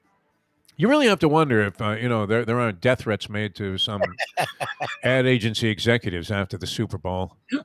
What the hell is that? By companies where they do these bizarre stupidest commercials where you have no idea what was even, what was it that they were trying to make a point about. That was pretty cool, actually. What was the product? I have no idea. Right, but like those McConaughey ads where, do you know what brand of automobile? I guess he's selling Lincolns. I do, because you made fun of it enough where it made me hone in on its commercials. But the first couple of times, I had no idea what the hell he was talking about. $7 million. So would it be more advantageous to pay $7 million for a 30-second commercial that sometimes people never understand? I mean, can you imagine the calls that go? I don't even. Did they wait till Monday morning? All of a sudden, the switchboard at Gray Advertising in New York is lighting up with dissatisfied clients from Procter & Gamble. They were supposed to be selling detergent. They're not one thing of detergent. Right? They got some... it's like a field. Guy meditating in the some Eastern Asian country. Smoke. I mean, no, you see those ads in the Super Bowl, and they're very entertaining. I guess they're trying to outdo each other in terms of the creativity, so that your ad will be talked about the most. Yes. That's the point. All right. Well, that makes some sense. But does that sell product? Ask Jack Namer what he thinks about this. A TV veteran guy. I mean, is it better just not get cute and get right to the point, right? That's my point. That's you my want a good car. Here it is, man. Deal Volkswagen. Honestly, you get a great deal there from Anna as well. I mean, straight and to the point. I should talk about this, right? I was going to say some of those, ads are so existential that it's like, my God, Nietzsche couldn't figure out what the hell they were selling. Much less Ray Nitschke. May he rest in peace. All right, we're coming back in just a few minutes here. Harvey Fielkov is going to join us here on the show. What we often talk about, and I love what Amy did. That is the finest commercial. It sort of captures a lot of the essence of Jimmy Johnson's Big Chill. Those views and everything. My God, did you see the people just partying by the pool? The only thing missing, maybe. Well, you had kind of the steel drum thing going on there, so it gives you the feeling of the Keys, but the vibe in there is just absolutely fantastic because everybody's having so much fun. Great accommodations. Yeah. Great food. Great food and drink. The Super Bowl, I guess it's the big game. Big game. That would be the big game, Defo. Please, God. Kemosabe. Don't get yourself in jackpot. All right, I won't. No, who's monitoring this at that level? I mean, can you imagine that we get narked out by somebody for associating the Super Bowl with one of our fine clients here on the show? We haven't yet, and you've done it over the years, but I'd rather not test it. That would be nice. I always wondered how when, the bars were showing all of the football games before the advent of the NFL ticket, where the NFL was able to kind of consolidate what it was. Remember when they used to charge like a fortune to have a home game shown in a bar? Yes, that was blacked out locally. And you're wondering, who does the NFL, how many people do they have that they're sending around to every sports bar in the country, every bar, period, to see if they were actually playing this game and pirating that video. Oh God, I don't know, but they probably are. I wouldn't doubt it. The NFL is weird. Our luck, we would get busted, right? Some guy That's popped on New Jack, said, "Hey, I was watching your guy Deforrest there on the Ion channel, and you know what he did?" Exactly. He said Super Bowl. Well, Jimmy Johnson won a Super Bowl. Actually, won a couple, right? Yes. There you go. So, yeah, head for the Big Chill, and it's going to be tremendous down there. The big game, what a place to take it in. And that other bar is, no slouch there. The Tiki Bar outside. Yeah, it's a blast. Wow, with TVs everywhere and food and drink galore, just and the perfect stuff. Mike Mayo has been putting this proposition forward about what are your 3 foods that you want to have at your Super Bowl party? Like, what are the 3 things that you have to have? I mean, would it be wings? And then I don't know the other one. Dip, I guess. Nachos? Yeah. Nachos are kind of messy. I don't know. Are people eating a lot of nachos lately? Although at Jimmy Johnson's Big Chill, great nachos. Yeah, they do a whole go-to item, my friend. Done well. I guess you've had those cheap. I don't even want to say cheesy because that's kind of what they are. Like with that cheese that they pour out of a machine. Yeah. A disgrace to the state of Wisconsin. But, I mean, that's not really nachos, is it? Where they put a few jalapeno peppers and that crappy, whatever that is, facsimile of Velveeta. Yeah. And nothing else, right? Maybe they, out of a can, they take some salsa and throw it on there. But there's nothing of any real great essence that you would want to eat. I want my nachos, like, doused with chili. Yes. So. Yes. And I'll order, like, an extra bowl of chili, and just dump it right on the nachos there. Because they never have enough, no matter where you're going, except at Jimmy Johnson's Big Chill, where they make them perfectly. So head on down there to the Keys, mile marker 104. You're going to have a blast. It's a great place to take in a relaxing weekend. It can be as exciting as you want to make it or as chilled out as you would like it to be at Jimmy Johnson's Big Chill, mile marker 104, the Overseas Highway in Key Largo. All right, Harvey's going to join us. Always, I love his enthusiasm for the sporting world, Harvey Fielkov. Always. He's like on a 10 all the time. It's like, good for you, Harvey. Yeah. I mean, a guy that watches everything, like our friend Jim Sarney. Also, another contemporary of course, Mike Mayo and Harvey Fielkov at the Sun Sentinel. Did they have a nice sports staff there? Gordon Eads was their baseball writer. Gordon Eads, man. He's great. Hyde was like the young pup. Yeah, up and comer. That's crazy. Tim Roseford, who unfortunately just passed away. Larry Dorman. They had some really good writers there at the Sun Sentinel. It's a shame to see that, there's like 1 or 2 guys left carrying the flag. But Harvey is still carrying the torch for the sports world. And we'll have Harvey Fielkov coming up next, a longtime sports writer. Still doing stuff, which is good, right? He's like us. I'm still doing stuff. He's there. Back with that, and also the agent to the stars, Brett Tessler, going to be with us on the program as well. I'm Jeff Deforrest. He is Mike Lubie Lubitz. This is Ion Channel and the Defo Show. You can Google the Defo Show and catch all of the activity. And we'll return with Harvey and much more in the sporting world in a moment. Now that. The time. It's 8:12 on the East Coast. Poker is your game. You're covered in style. And you can play all your favorite Vegas-style games, including blackjack, craps, and roulette, in Hialeah Park's sizzling hot casino. Get a player's card when you walk through the door for all kinds of generous amenities, including our favorite, free play, when you come out to the ultimate casino and entertainment destination, Hialeah Park. These days, we're all looking for comfort anywhere we can find it. Thank goodness for Landlubbers Raw Bar and Grill in the Plantation location, because they are making sure you are as comfortable as possible. You're going to have the best wings in the world. You're going to have a great burger. You're going to have their amazing soups. Again, Landlubbers Raw Bar and Grill. It's nice and easy. Just go to landlubbersbarandgrill.com for both your pickup and free delivery. Thank goodness for Landlubbers for making you always feel right at home. Catholic Health Services is committed to care that changes as your needs do. Our full continuum of services is designed to be there throughout your care journey. If you need assistance with daily living, post-acute care following a serious health event, or additional medical care at home, we also offer skilled nursing and palliative and hospice care. Your care needs may change, but our commitment never does. Catholic Health Services, South Florida's #1 choice for post-acute and end-of-life care. Visit CatholicHealthServices.org. Dusty Rhodes has Killer Carl Cox in a figure 4. Wait a minute, there's Harley Race, the world champion. Jimmy Garvin trying to break that up, caught with a headbutt by Harley Race, the world heavyweight champion. Harley Race poised on that high ring rope, crashes down on the side of Dusty Rhodes.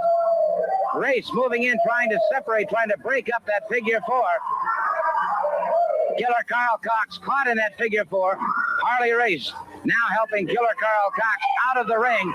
And Dusty Rhodes being administered to by Jimmy Garvin. Enjoy your trip to work with lots of laughs thanks to Defo and Lubie. Now on the Defo Show.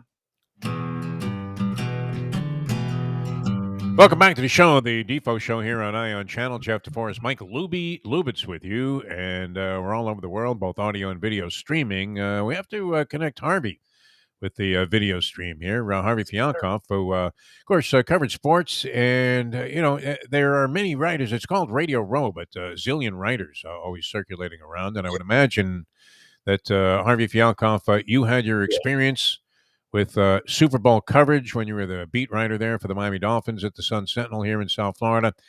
First of all, how are you, my friend? How are you doing? Are you with Jones in for more tennis after I found myself going through a little withdrawal after not being able to watch in the middle of the night the Australian Open, especially with that sensational final?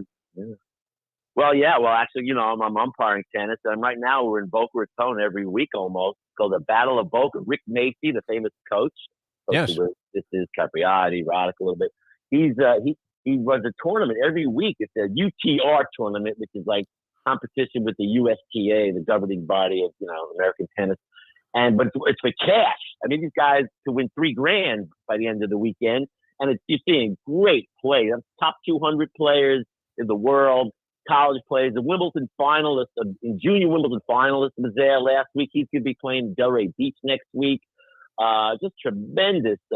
It's like watching a pro tournament, and I'm like umpiring it, not calling lines, just settling disputes. But with adults, not many disputes, but there are some junior players in it, and the junior girls are kind of the worst. They're pretty catty out there. But it's great tennis. And by the way, Palm Beach Post called me. I am back in the saddle covering the Delray Beach Open for the Palm Beach Post. Nice. Yeah, I got this week starts.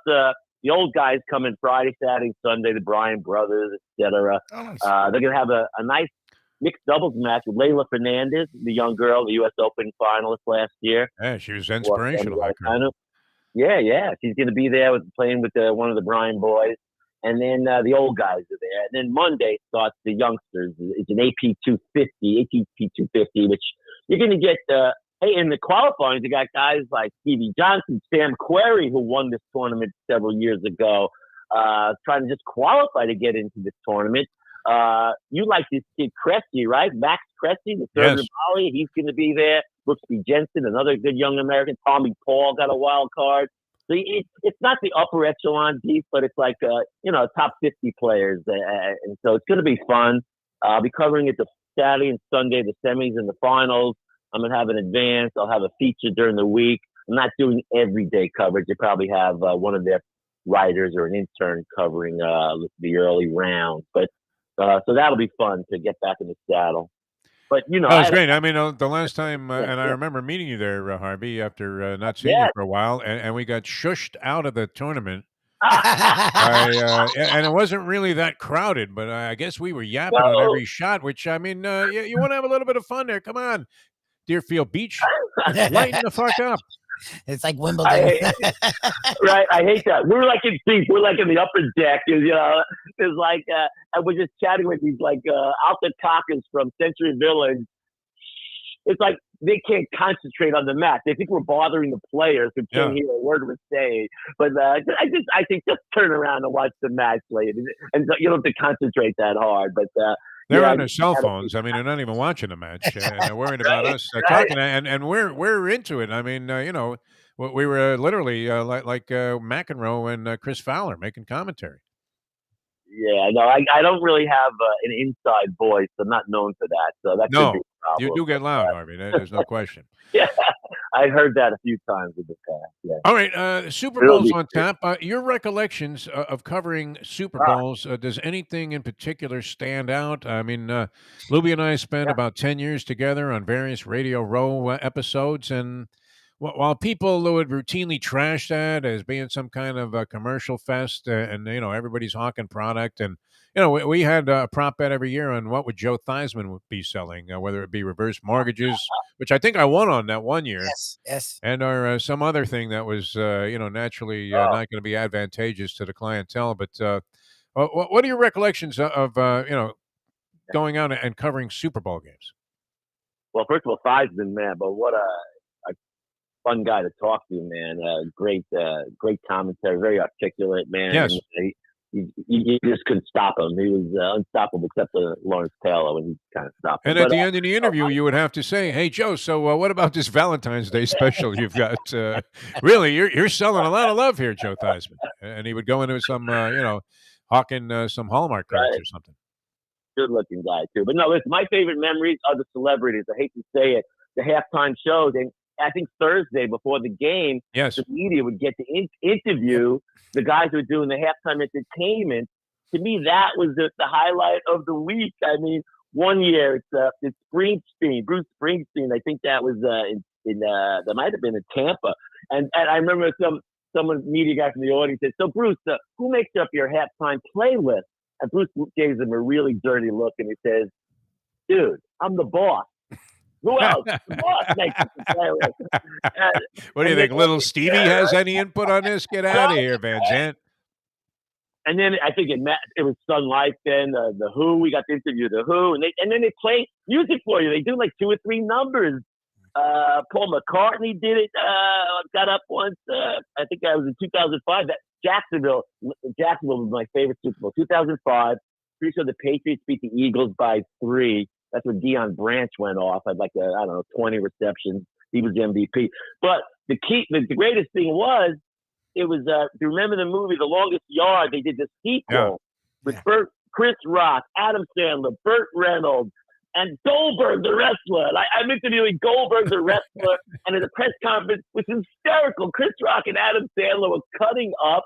We were crying. It was so much fun. And then we got to talk to them one-on-one afterwards. I mean, to me, and then the other time, I think it was at the Landing. They had parties at the Landing. It was a big concert. And I go to this concert, and it was a rap, but Steve, I'm not into rapping that much, as you might tell. But I kind of walked out on this rapper, and then I found out it was Kanye West. I guess he was pretty popular. Yeah. And they had and then they had a red carpet, like, leading to the concert. So I got to walk the red carpet because of my credential. And everybody thought I was Sal Antonio, because I guess I looked like. I could see that. You do, yeah. Right? You look like Sal Pal. Right. And we all should have his dentist. I mean, what a set of teeth this guy has. God. Yeah. I mean, sunglasses. Secretariat's teeth weren't that big. I mean, it's fantastic. I remember being at one, and the guy Kevin Frazier used to be on ESPN, and then he transitioned into like Entertainment Tonight. And very good at what he does. But Lubie and I go to see Beyonce, because I think the Mustang was with me at that particular Super Bowl, and I thought, all right, and we went to a couple of those press conferences, mostly on her behalf, to like see Lady Gaga. Yep. When she was doing it. So Beyonce's there, and the big story at the time was that Beyonce lip synced the national anthem at a football game, or like the NHL All-Star game, wherever she performed it, and everybody knew she did it, right? I mean, it was like Milli Vanilli plus. And so Frazier, he was kind of like the Helen Thomas of the entertainment press conference, where Helen Thomas from the AP always had the first question to the president, and so Frazier, gets up there, and as I said, I mean, he's doing his job, with this glitzy Entertainment Tonight show. And he goes, "Oh, Beyonce, can you believe that they're implying that you might have lip-synced the national anthem? I mean, how ridiculous is that?" Was his question. and she went on, like in Belichickian-type fashion, to tell you that she knew nothing about this, right?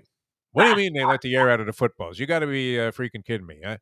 And they just were fawning all over this woman. It was crazy. Geez, I bet you were at the Dolphin Stadium when Prince did "Purple Rain" in the rain. I wasn't actually at that game, but that was the all-time best, lasting memory of a halftime show, was that silhouette there that popped up at the end. Oh, I was outside. We had auxiliary seating. It wasn't even the press box, so I'm getting soaked. It was pouring. But it was magical. And I honestly wasn't a big Prince guy, Yeah. until night. I didn't know how he could dance, how he could play the guitar. He put on a show, man, and it was pouring, and it didn't face him a bit, and it was just so ironic and iconic that it was Purple Rain and it was a pouring rain, and he just kept going. I had goosebumps. So I'll never forget that as long as I live, man.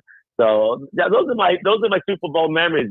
And also Media Day was always fun when you get some Miss Universe from Columbia asking some stupid questions to Tom Brady and will you marry me and all this crap. So, speaking of Goldberg, like professional wrestlers were conducting interviews with the head coaches. It was it's always great. All right, Harvey Fielkov is with us, a longtime sports writer, and now back in the saddle, as he said. Covering his tennis for the Palm Beach Post, so you can catch that, no doubt, universally online somewhere. What do you think about the game? The general consensus seems to feel the Rams are going to have an early advantage in this game, that you might be better off, as we were saying earlier, taking out advertising on the bottom of Joe Burrow's shoes than spending $7 million. I mean, whatever you got to give Joe, if it's $5 million, you're going to get more exposure because he's going to be looking up at the lights, as they say. What do you think is going to happen in this ball game? Well, I think when this game's over, we're going to remember Jamar Chase because, we don't know, in Miami, we don't know much about this kid, but this kid is like, remember Bob Hayes? I mean, these special guys who had speed that you just couldn't stop. And I think Burrow to Chase is going to be some memorable plays on Sunday. I love this kid, Joe Burrow. Reminds me of Joe Namath. He's cocky, coming out of nowhere as the underdog. He's big, he's strong, he's got a rifle arm. I think Joe Burrow is going to light it up. And the key for the Rams, Aaron Donald must make Burrow uncomfortable in the pocket because that guy's also, a modern-day Lawrence Taylor. So I think those are the keys to the game. But I like Cincinnati. They never won a Super Bowl. They haven't won any sporting event since the Big Red Machine and Johnny Bench and Perez and Pete Rose and not counting Ohio State. I'm talking Cincinnati proper. And they've been a hard scrabble city. They've been hurt a lot by, businesses closing downtown. I remember going through this, shocked by all the storefronts that were closed when I covered, I believe, a Dolphin Bengals game years ago. But so I'm rooting for Cincinnati to get it done. I don't want another hometown team winning like the Bucs did last year. That just makes me nauseous. So let's go Bengals.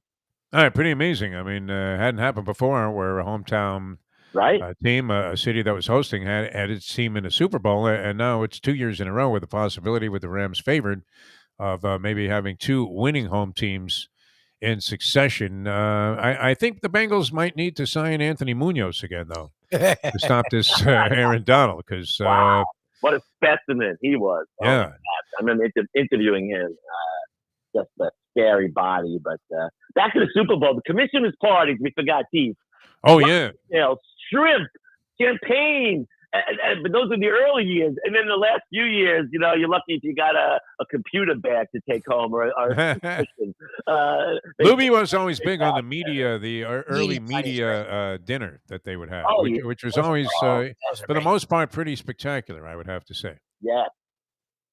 They made sure that the guys who were going to be writing about the game were going to be more than willing to mention all of the products that were going to be dropped in the interview. And it was great, too, because you'd have like Michael Irvin on your show. And, the PR guys would be, giving them the indication and giving you the sign there that it's time to cut this thing off. Michael's got to go to another interview. And then out of nowhere, he would stop you in mid-sentence and take off his shirt and spray his underarms with some kind of deodorant and go, yeah, well, I'm here to talk about this. You want to smell good during the game? That's important.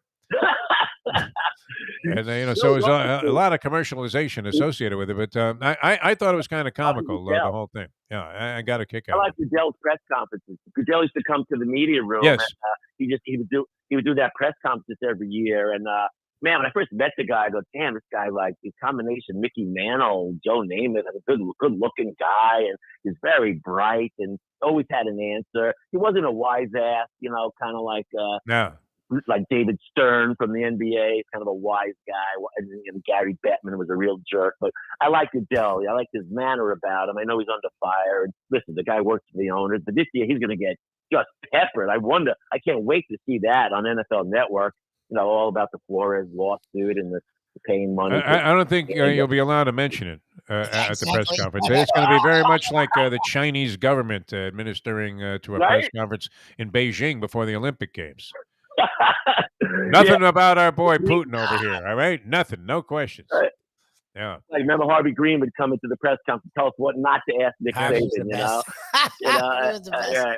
Right. The funniest example of that still always stands out to me, Harvey, was when we were interviewing, we were going to have George Smith, the head coach at St. Thomas Aquinas High School, which was a perennial, and it still is. I mean, top 10 team, top 5 team in the country year in and year out. Produces a lot of pro players, and we're having them on, and the place is packed. We're doing a show at Landlubbers, Lubie's favorite spot there, and I always enjoy going there. Packed, I mean, jammed to the rafters, hours before this guy even gets there. And then the head of the Alumni Association comes over to me and says, now, remember, don't ask him anything about recruiting. Like, recruiting, why would that come up?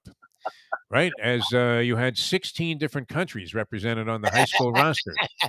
Right. Free of St. Thomas Aquinas, yes, including 2 kids from Nigeria that just took up the game. I mean, you're like, what? Right.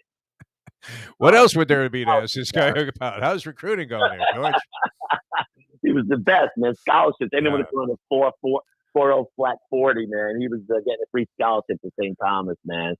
But he's a legend, man. He was like NFL pipeline, man. How many players in the NFL from St. Thomas? I mean, it was like having Lombardi. Yeah, I was like, I honestly, Harvey, I've interviewed Shula a million times, including, the initial time. You may be a little bit intimidated by the legend, that precedes him, and you're thinking this guy's going to be a little gruff there with the jaw and everything. And if you ask him a stupid question, he's going to hammer you. But George Smith had a more intimidating presence, even though he was very accommodating. I actually, he was very cordial to me anytime I ran across him. Yeah. But wow, he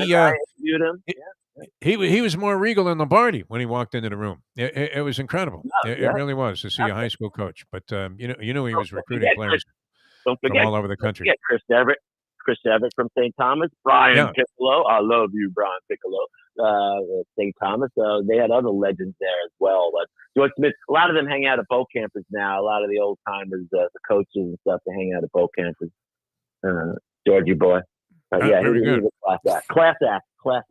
All right, Harvey. So you're going with Cincinnati. You're rooting for Cincinnati in the Super Bowl. And would you be willing to make that prop? Cincinnati on the money line. Mixon to score a touchdown in the game and over 49.5. I'll give you a plus 625 on that one if you want to bet 100. Oh, no. If you had Chase instead of Mixon, I'd go with Chase, man. There is one with Chase. Yeah. The Rams one has both Akers and Cooper Kupp scoring a touchdown under 49.5, and the Rams on the money line. That one's better. I mean, Cooper Kupp, man, that guy's the real deal. Also, they got to double team that dude because they don't have a lot of weapons. The Rams, it's mostly defense coming from the Rams, but it should be a fun game. I hope the commercials are good. I don't even know who's entertaining at halftime. I think it's rappers now. It's rappers, yeah. Snoop Dogg and Dr. Dre. Yeah, whatever. Overrated. Phil Mushnick, one of my favorite writers, he's all over this. I mean, as the ultimate slap in the face type of hypocrisy on the part of Roger Goodell and the National Football League to have these guys performing at halftime of a Super Bowl game when they got all these guys wearing this, let's wipe out racism on their helmets. And then, who are more prolific users and espousers of the N-word and, various demeaning philosophies about women than are represented in the lyrics. And Mushnick's always saying, I dare Roger Goodell. That would be the thing, Harvey. I'm sending you to L.A., all right? Can you get out there by tomorrow? Can you hop a plane today? I know you're busy with the refereeing, but I want you to go out, and when the rappers have the press conference there on Thursday, or Goodell has his press conference, you ask him to read the lyrics of any Snoop Dogg song. Ask Joe Rogan how that goes. I probably think that's a bad idea. It's X-rated. It's all X-rated. How quickly do you get escorted out of the city by security? Exactly. Whisked away by NFL henchmen. Unbelievable.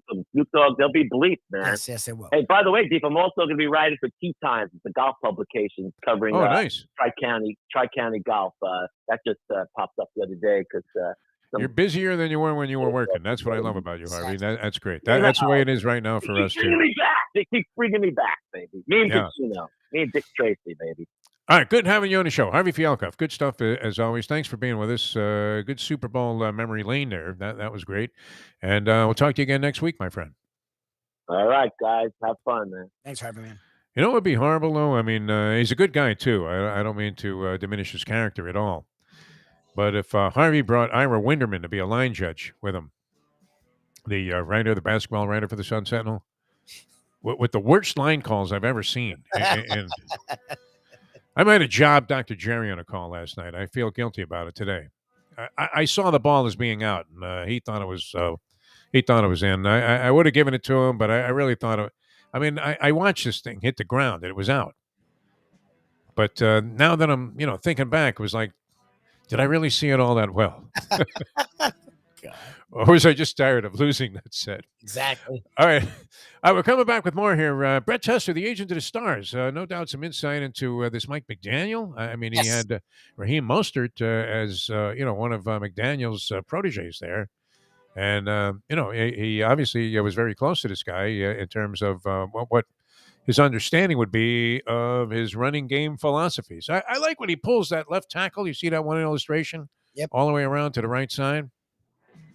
That should be easy to do with this current Dolphins offensive line. All of those, very difficult schematics that he had working there to get that innovative running game going.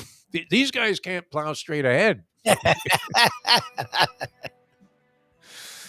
We'll see. All right, let's hope it works out. Brett Tester, the agent of the stars, coming up here on the Defo Show on Ion Channel. I'm Jeff Deforrest. He's Mike Lubie. Lubitz, Super Bowl week. And tomorrow, I hope we can pull this off. I know we're going to try a little bit of a technical, effort to incorporate Joe Montana into the show tomorrow. And a visual also, huh? I mean, that's stepping forward, isn't it? I mean, distinguished actor Joe Montana. And he's doing a thing about Lenny Bruce, which is kind of interesting. So we'll talk to him on the show tomorrow. All right, and Tony Segreto will go old school with us as well. How about that? There you go. He no doubt has some Super Bowl memories. I thought the Dolphins were going to win that one against the 49ers. How stupid was I? I mean, we had Danny Boy. We were on a roll, my friend. We haven't had that feeling here since 1984, Lubie. Unbelievable. All right, back with more in a moment on the Defo Show. Now that. The time. It's 8:37. Tony Segreto here. Let me ask you a question. What do you look for when you go out to eat? Good food, obviously, friendly atmosphere, not too loud, but good energy, reasonable prices, and a place where you feel comfortable. You're talking about the Texas Roadhouse. Good for a family, good for a date, or just a night out for yourself, and prices that will make you extremely happy. Their ribs unmatched. Steaks hand-cut every day. Everything, and I mean everything, is made on site, including their incredible bread. Trust me when I tell you, Texas Roadhouse, your restaurant, your destination when you say, where should we go and eat tonight? From the newly renovated sports bar to the beautiful bayside views captured at the Tiki Bar, Jimmy Johnson's Big Chill has it all. Located at mile marker 104, the Big Chill also offers waterfront dining while experiencing breathtaking sunset views of the Florida Keys. It's simply the hottest spot in the Keys to cool off. That's Jimmy Johnson's Big Chill at mile marker 104 in Key Largo. For more information, call today at 305-453-9066. Any time of year, things can happen to your home or business, and the insurance company can be your friend, but they also can be your enemy. Horizon Public Adjusters, Justina Testa, are here for you to help this process go so much easier. 7 to 10 times more money recovered with a public adjuster than if you went on your own. If there's no recovery, there's no fee. Before you call your insurance company, call Horizon Public Adjusters and Justina Testa at 954-809-8752. This job, the way a stadium sounds when one of my players performs well on the field. The way we are meant to protect them in health and in injury. Less money, more attention, caring for them, caring for ourselves in the games too. The agent to the stars, the one and only Brett Tester. Super Bowl week here on the Defo Show, and great to be with you. Jeff Deforrest, Mike Lubie. Lubitz here on Ion Channel. Google the Defo Show. You can find us a lot of different platforms right now, including locally Ethan Scoop Skolnick with his 5 Reasons Sports Network. You say we have been upgraded, Lubie, and now are fully entrenched over there? Yes. Excellent. Okay, so that's also another application where you can find us here. But Ion Channel is really the place to go. And the place to go, too, for any kind of conversation about the National Football League. And especially, I believe this man will have some insight into the hiring of the new Dolphins head coach, or at least the person that they hired, Mike McDaniel. As we welcome to the show the agent to the stars, Brett Tessler. And Brett Tessler's appearance brought to you by will and trust attorney and estate planner, Mr. Michael D. Wild. Brett, how are you, my friend? Hey, doing awesome, D. Thanks. All right. Well, what are your plans? I mean, I know. Remember, you were touring Radio Row a little bit with the Super Bowl in Miami, and what is your general approach with regard to Super Bowl games? Do you only go if you have clients involved, or what's your philosophy about the Super Bowl in general in terms of being in the business of the National Football League?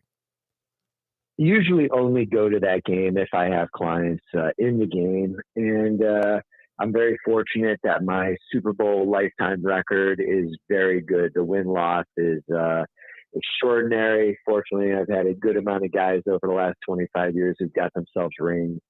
And so it really is a great experience when the opportunity presents itself.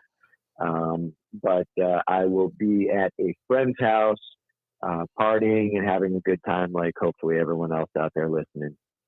All right, you're a man of great taste and distinction.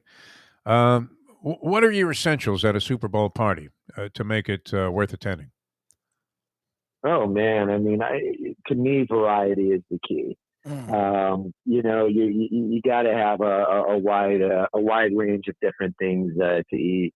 Obviously a lot of dips, chips, that kind of stuff, and if they got a pizza grill, that's always a good thing. So the party we're going to be going to, this guy makes the best pizza. So I'm sure there'll be plenty of that, and they'll have the grill going and everything else. And needless to say, there'll be plenty of alcoholic beverages at everyone's disposal. Very nice. Now, are you inclined to hang around with people that are also in the business? Because, you socialize in many different circles. And that's to be respected. Would you prefer to watch the game with like players and people that are in the NFL business, or just casually, socially with people that are just fans? It doesn't matter, just wherever the best food is, drink. Especially if you don't have to clean up because it's not at your place. Definitely true, and it's more just about the company and just enjoying the entire experience of the game. I always record the game at home, so the next day I can go back and actually really watch it and really pay close attention to everything going on in it. And again, I can only do that in years that I do not have a client involved in the game. So no, I can again just sort of enjoy this one, and then I'll get a chance to watch it a little bit closer. But I think it figures to be a pretty good game. What are you expecting? I mean, from what we can decipher from the general consensus of things being written and said about the ball game, most people feel that the Rams are going to set the pace in this game, that their defense is going to be a little bit overwhelming for Joe Burrow. I don't know, how much, the people that analyze these things from a statistical standpoint, a.k.a. the line makers, they have Burrow throwing for almost 300 yards as the over-under. So obviously they're expecting this guy to have some success in this game, passing the football. What do you see happening? Because the common wisdom seems to think or believe that the Rams will prevail and that they'll set an early pace and somehow manage to hang on, and that Burrow is going to find himself, in a shallow grave early in this game because of the immense pass rush of the Los Angeles Rams. So you hit the nail on the head. The two most important players in this game are the two most important players on each team, which is Joe Burrow for Cincinnati and Aaron Donald for LA, who may well be the best player in the NFL. And so it's very unique when the two best players really going head to head and can really have the greatest determining factor in the outcome of the game. So obviously, as great as Joe Burrow is, he can't do it on his own. He's going to need protection up front. That is no small task when you're talking about the likes of Aaron Donald and Von Miller and some of the other, impact players on that Rams defensive line. So that's really, in my opinion, where the game is going to be won or lost. If the Bengals can scheme in such a way where they can get the ball out of Burrow's hands quicker, maybe move him around a little bit, as well as obviously the Bengals offensive line is going to have to get in the way of those guys and at least buy him some time. And I do believe that if they can do that, I figure that the Bengals will win the game. This is the Defo Show here on Ion Channel. You can also check us out on the 5 Reasons Sports Network, talking with one and only Brett Tesler, NFL agent to the stars. Follow him, hit him up on Twitter at Tesler Sports. He's also great on Facebook, Brett Tesler. All right, the Miami Dolphins made their head coaching hire. It's a guy that you probably have some familiarity with, as he has coached Raheem Mostert, guy who stole the NFL world a couple years ago. When I say the name Mike McDaniel, what do you say, Brett Tesler? Brilliant. I think of, you. But is it bad that word scares Defo and I? Like, we hear brilliant, we think of Adam Gase, man. We're thinking Gase. Brilliant.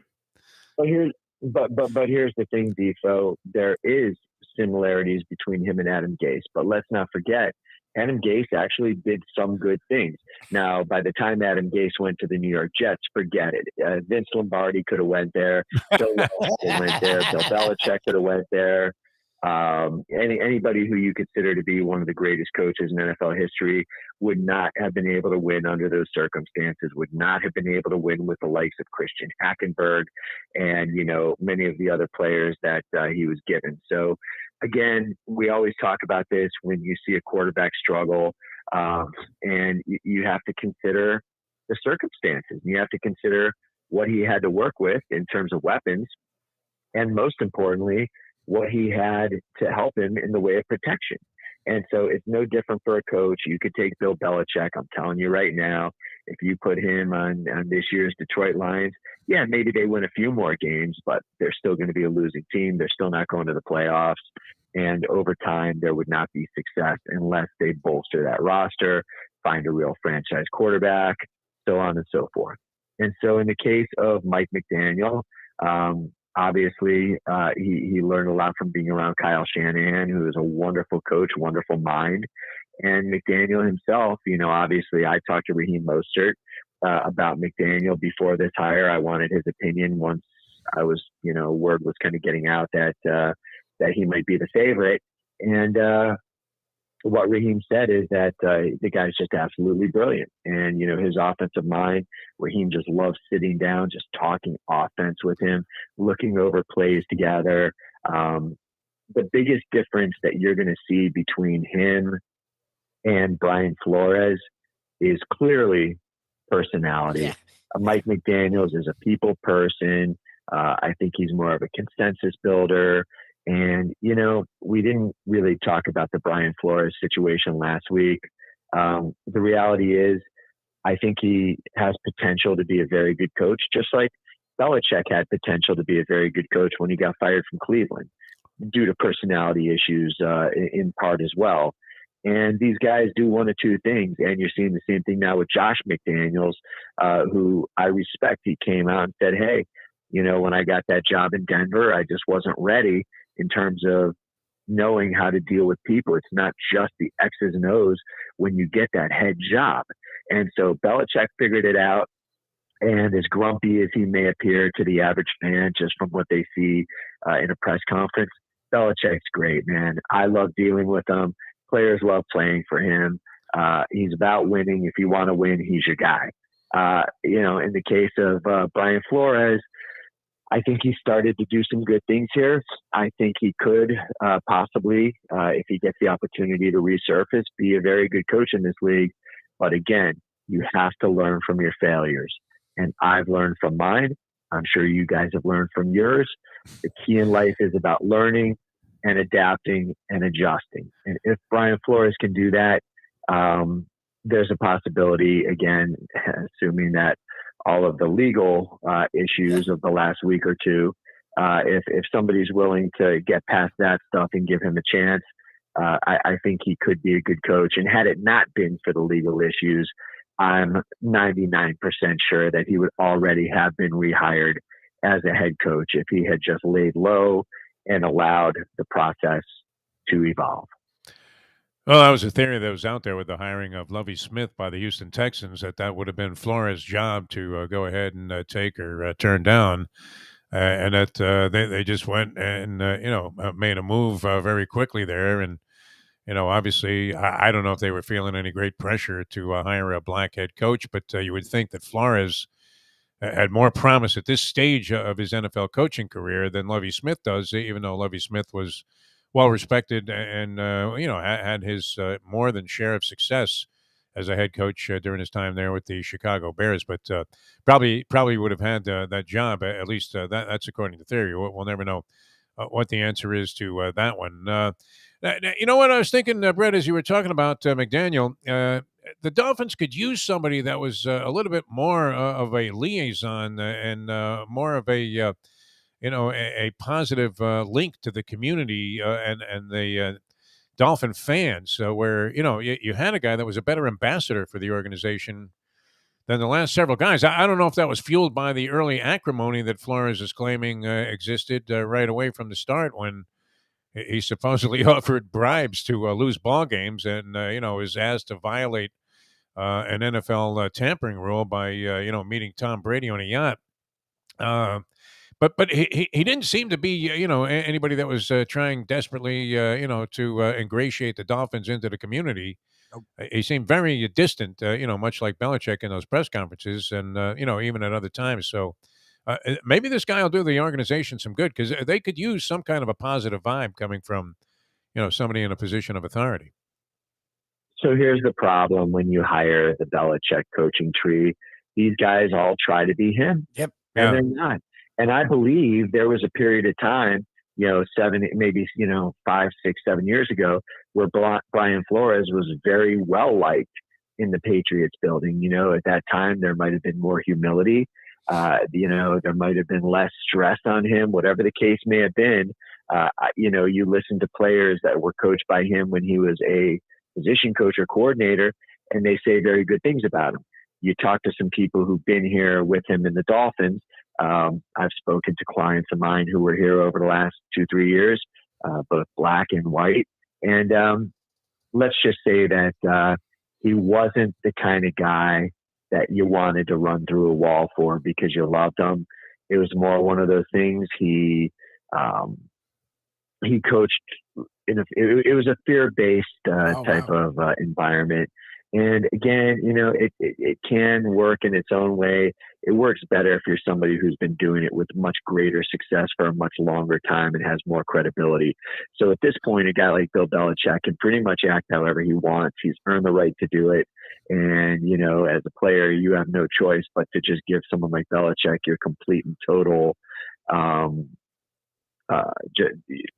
confidence and just believe in everything they're doing. Whereas in the case of a guy like Flores, here's a guy that's, not many years older than some of the veterans on the team. And it seems like in very short time here, maybe he became a little more high maintenance in terms of what he required and what he demanded from ownership and the front office in terms of the ability to call the shots. And look, this is something where I've been coming on this show now for the last couple of years, kind of intimating, if anyone was paying attention to what I was saying, that as much as everyone wants to kill Chris Greer for this bad draft pick or this guy or whatever, Brian Flores was always the one who had final say. And so as time went on, I think he became even more heavy-handed and possibly wasn't showing the owner of the team the respect that, he requires and wants. And as the owner of the team, it's his team. He's your boss. So I feel like as time went on, I think Flores might have become a little bit more difficult. And so when what happened, I didn't expect it. But unlike other people out there, I was not completely shocked or blindsided by it. Brett Tesser, the agent of the stars, with us here on the Defo Show. Jeff Deforrest, Michael Lubie, Lubitz on on channel. And I mean, the other assertion that was made by Brian Flores about the Miami Dolphins owner, Stephen Ross, offering payment to have him go ahead and lose games. And that's kind of a twisted story and an odd way to begin your career. I mean, especially in light of this Rooney Rule stuff that's going on, where you be a black head coach finally getting a shot there, and the owner is telling you, "Hey, we want you to lose," which would earmark him as a failure. And we've seen where guys have a very short tenure, as first time head coaches. The way it's going now, you don't even get 3 years anymore. It's it's very common for guys like with the New York Giants to turn over every 2 years. I was curious, though, and I can't dodge this one with you, Brett Tesser, because I kind of have a feeling I know how you're going to weigh in on this. But Roger Goodell, his initial response to the Flores assertions and the lawsuit was, that's all bullshit. Now, the ink wasn't even dry on the lawsuit. I don't even think they had actually put the official court seal on it yet. And Goodell had already completely denounced it. And the other thing that was interesting was the complete across-the-board categorical denials by all factions that were mentioned here in the Flores suit and singled out, and even the Cleveland Browns added to it later with Hugh Jackson. What did you make of Rodgers' position? And he seemed to do a little bit of an about-face. What did you think about the way the league handled these allegations that are put forward by Brian Flores? I think it was very predictable, Defo. And frankly, if you were Roger Goodell or if you were in that position, I think your response would have been the same. It's kind of what you need to say. And regardless whether or not it's the truth or not, as time goes on and more evidence does or does not come out in relation to the accusations that have been made by Brian Flores, it just in time, what's been done in the dark will be brought to light, if in fact there is anything that was done. In regards to, do I believe that, the NFL as an organization, is institutionally racist? No, I don't. And, again, I think a lot of the accusations Flores made, and frankly, very little of what's contained in his lawsuit is proven to be racially biased. If Stephen Ross did offer him $100,000 a game, which again, I find it very hard to believe that something like that would have seriously been offered. And let's not kid ourselves too deep. Tanking is something that's been going on in different sports now for the last, several years. I don't think, they did it back in the 70s. I just think it was a different society back then. But these days, it's sort of win at any cost, try to get, a franchise player at any cost. And so you're seeing teams do it more and more now. You see it in the NBA, obviously. Hell, Mark Cuban came out and admitted it. And he was punished for it. And so in the NFL, I don't think it's any secret that when you start Curtis Painter as your quarterback in Indianapolis, that, I don't think anybody could really think you're trying to win ball games. Yeah. And so I feel like a smart coach doesn't need to be told to do it. They don't need to be bribed to do it. They're looking at the big picture. I think it was probably made very clear at some point, if in fact that's what, it was their objective to do. I don't think it really needs to be spelled out. I think it's pretty well understood that, listen, the cupboard is bare and we're building for the future, and there's no benefit in winning 3 or 4 games as opposed to winning 1 or even none. And so I think, a new coach coming in, it's not ideal for them to start their career under those circumstances. But on the other hand, it's like taking a step back to take a giant leap forward. And so when you're a coach coming in with a 5-year guaranteed contract, and you're thought of as a legitimate long-term solution, you're a young guy. This isn't hiring Joe Philbin. This isn't hiring David Culley. You're hiring a very legitimate, in-demand, young, talented coach in Brian Flores. I think, had he been on board with what again, I can't attest to what the Dolphins were or weren't trying to do. I can just tell you this. It's a greater benefit to win one game and get the top pick if the top pick is a franchise quarterback, a Joe Burrow type talent, than it is to win 4 games and end up with Tua. So, and not that Tua is bad. It's just, I think we can all agree, he's not Joe Burrow. Not many quarterbacks in this league are. And so therefore, I think it's one of those things that a more agreeable type of a coach, a more big picture type of an approach might have made it a little bit more smooth in terms of everybody being on the same page, whatever that page would have been. Brett Tessa, the agent of the stars. The one page you want to be on when it comes to wills and trusts, very, very important to get this right. And it's all kinds of complicated things that happen and evolve. If you don't have the right person or the right law firm doing it, and any kind of estate planning, Michael D. Wild is the place to go. Cannot thank you enough, Brett Tesser, for turning my brother and me on to the services of Michael D. Wild. Honestly, Deef, it's just one of those things where I'm as thankful as you are that somebody recommended him to me. And I learned firsthand just how great he is at what he does. And of course, anybody listening can reach out to him at southfloridawills.com. Easily the best estate planning attorney down here in South Florida. And he makes the process incredibly affordable, incredibly quick, incredibly easy. And it's just amazing the stress it takes off your back, knowing that if something happens to you, your family's taken care of. So reach out to Michael Wild, southfloridawills.com. All right, Brent, we'll talk to you next week. Enjoy the Super Bowl. If you have a couple of extra slots at that party, we're more than happy to come. It sounds like it's going to be a pretty good spread there. So, and I'm not talking points, but we know you live in style. You only go in style. So thanks so much for being with us today. It's always a pleasure, my friend, and have fun this week leading up to and enjoying the Super Bowl. Thanks, guys. Take care. All right, Tessman, thanks. Brett Tessler, the agent of the stars. A lot of insight there. He was kind of implying that for a long time about Brian Flores, that there was more of a divide there, and that as you were screaming for and calling for the head of Chris Greer, the general manager, and blaming him for virtually everything that had happened to the Miami Dolphins in terms of being victimized by poor personnel decisions, it was Brian Flores all along, man. It was Bartini all along. That's what Brett was trying to tell us. Yes, he was pretty consistent on that. And right now, Greer's the one left standing. So far, Tessman looks right.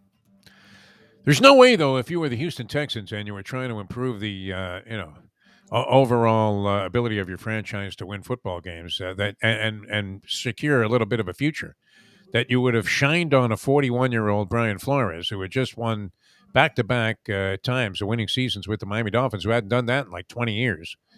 And did it with a bunch of dreck that they were handing him in a rebuilding process that isn't going all that smoothly, right? It's kind of like the building of Metrofail we were talking about earlier. Over Lovie Smith, a guy who, everybody likes Lovie Smith, right? Well-respected. He's like the Sidney Poitier of coaches, right? He was a good coach. He's a good consummate pro, yes. Well-respected by everybody, in all circles. But nonetheless... he's like 65, 66 years old. You would have gone with this young guy, 41 years old, coming off a pretty good stint. Maybe he learns from his mistakes. Maybe you sit him down and say, hey, listen, don't be such a hard on, Brian. That's a great thought to conclude with. All right, tomorrow we go old school with Tony Segreto, and we're also hoping to connect with Joe Montana, both on the audio and video side. The outstanding actor, of course, Joey Zaza in the Godfather movie, but many other credentials there and distinctions during a brilliant acting career. Everybody loves Joe Montana. He's a great guy. We've had him on shows before. And doing something, I guess he's executive producing something about Lenny Bruce. Yeah, a one-man show. He's a producer / director for a one-man show, and he is in it. And actor Ronnie Marmot is also in it. Guy from General Hospital or something? General Hospital fame, yes. Which guy is he in General Hospital? Oh, I don't know. You actually know the characters? I've never watched. No, I mean, I've seen it because, usually I'm, going to crash maybe sometime in the afternoon. And there it is. It's on whatever station I happen to be watching last. And there's a little General Hospital. Same shit, different day, right? They've been doing the same story for 25 years. Why would you hang out with people that were so detrimental to your life? I mean, I guess we all do it. There we go. Back into self-sabotage. How about this parlay, Lubie? Exactly. All right, on that note, we'll kick off another show tomorrow at 7 in the a.m. Eastern Time. Thanks. Tell your friends about Ion Channel and all the fabulous things that go on there. And Google the Defo Show. Of course, later on, we have the Believe podcast coming up, and that's going to feature that prop guy. Yes, Doug, the prop bet guy. Yes, sir. Yeah. Prop bet guy, a guy named Doug, who gets into these props. But I do believe, I mean, the trend is there. I know we're in a little overtime here, but the trend is definitively there with McVay calling his first time out. Can you indulge me here for a second? I don't even know if I can see this. At Defo Show on Twitter, by the way, if you want to vote in our poll that asks you if you think McVay or Zach Taylor will call the first time out, which is a problem. There's statistical and numerical data here that lead you to only one conclusion. Yes, Oh, there it is. The Rams burning one of their timeouts. Well, we're only 3 minutes into the first quarter, and Sean McVay, he's only going to have 2 left now, so that could impact them later on in the second quarter.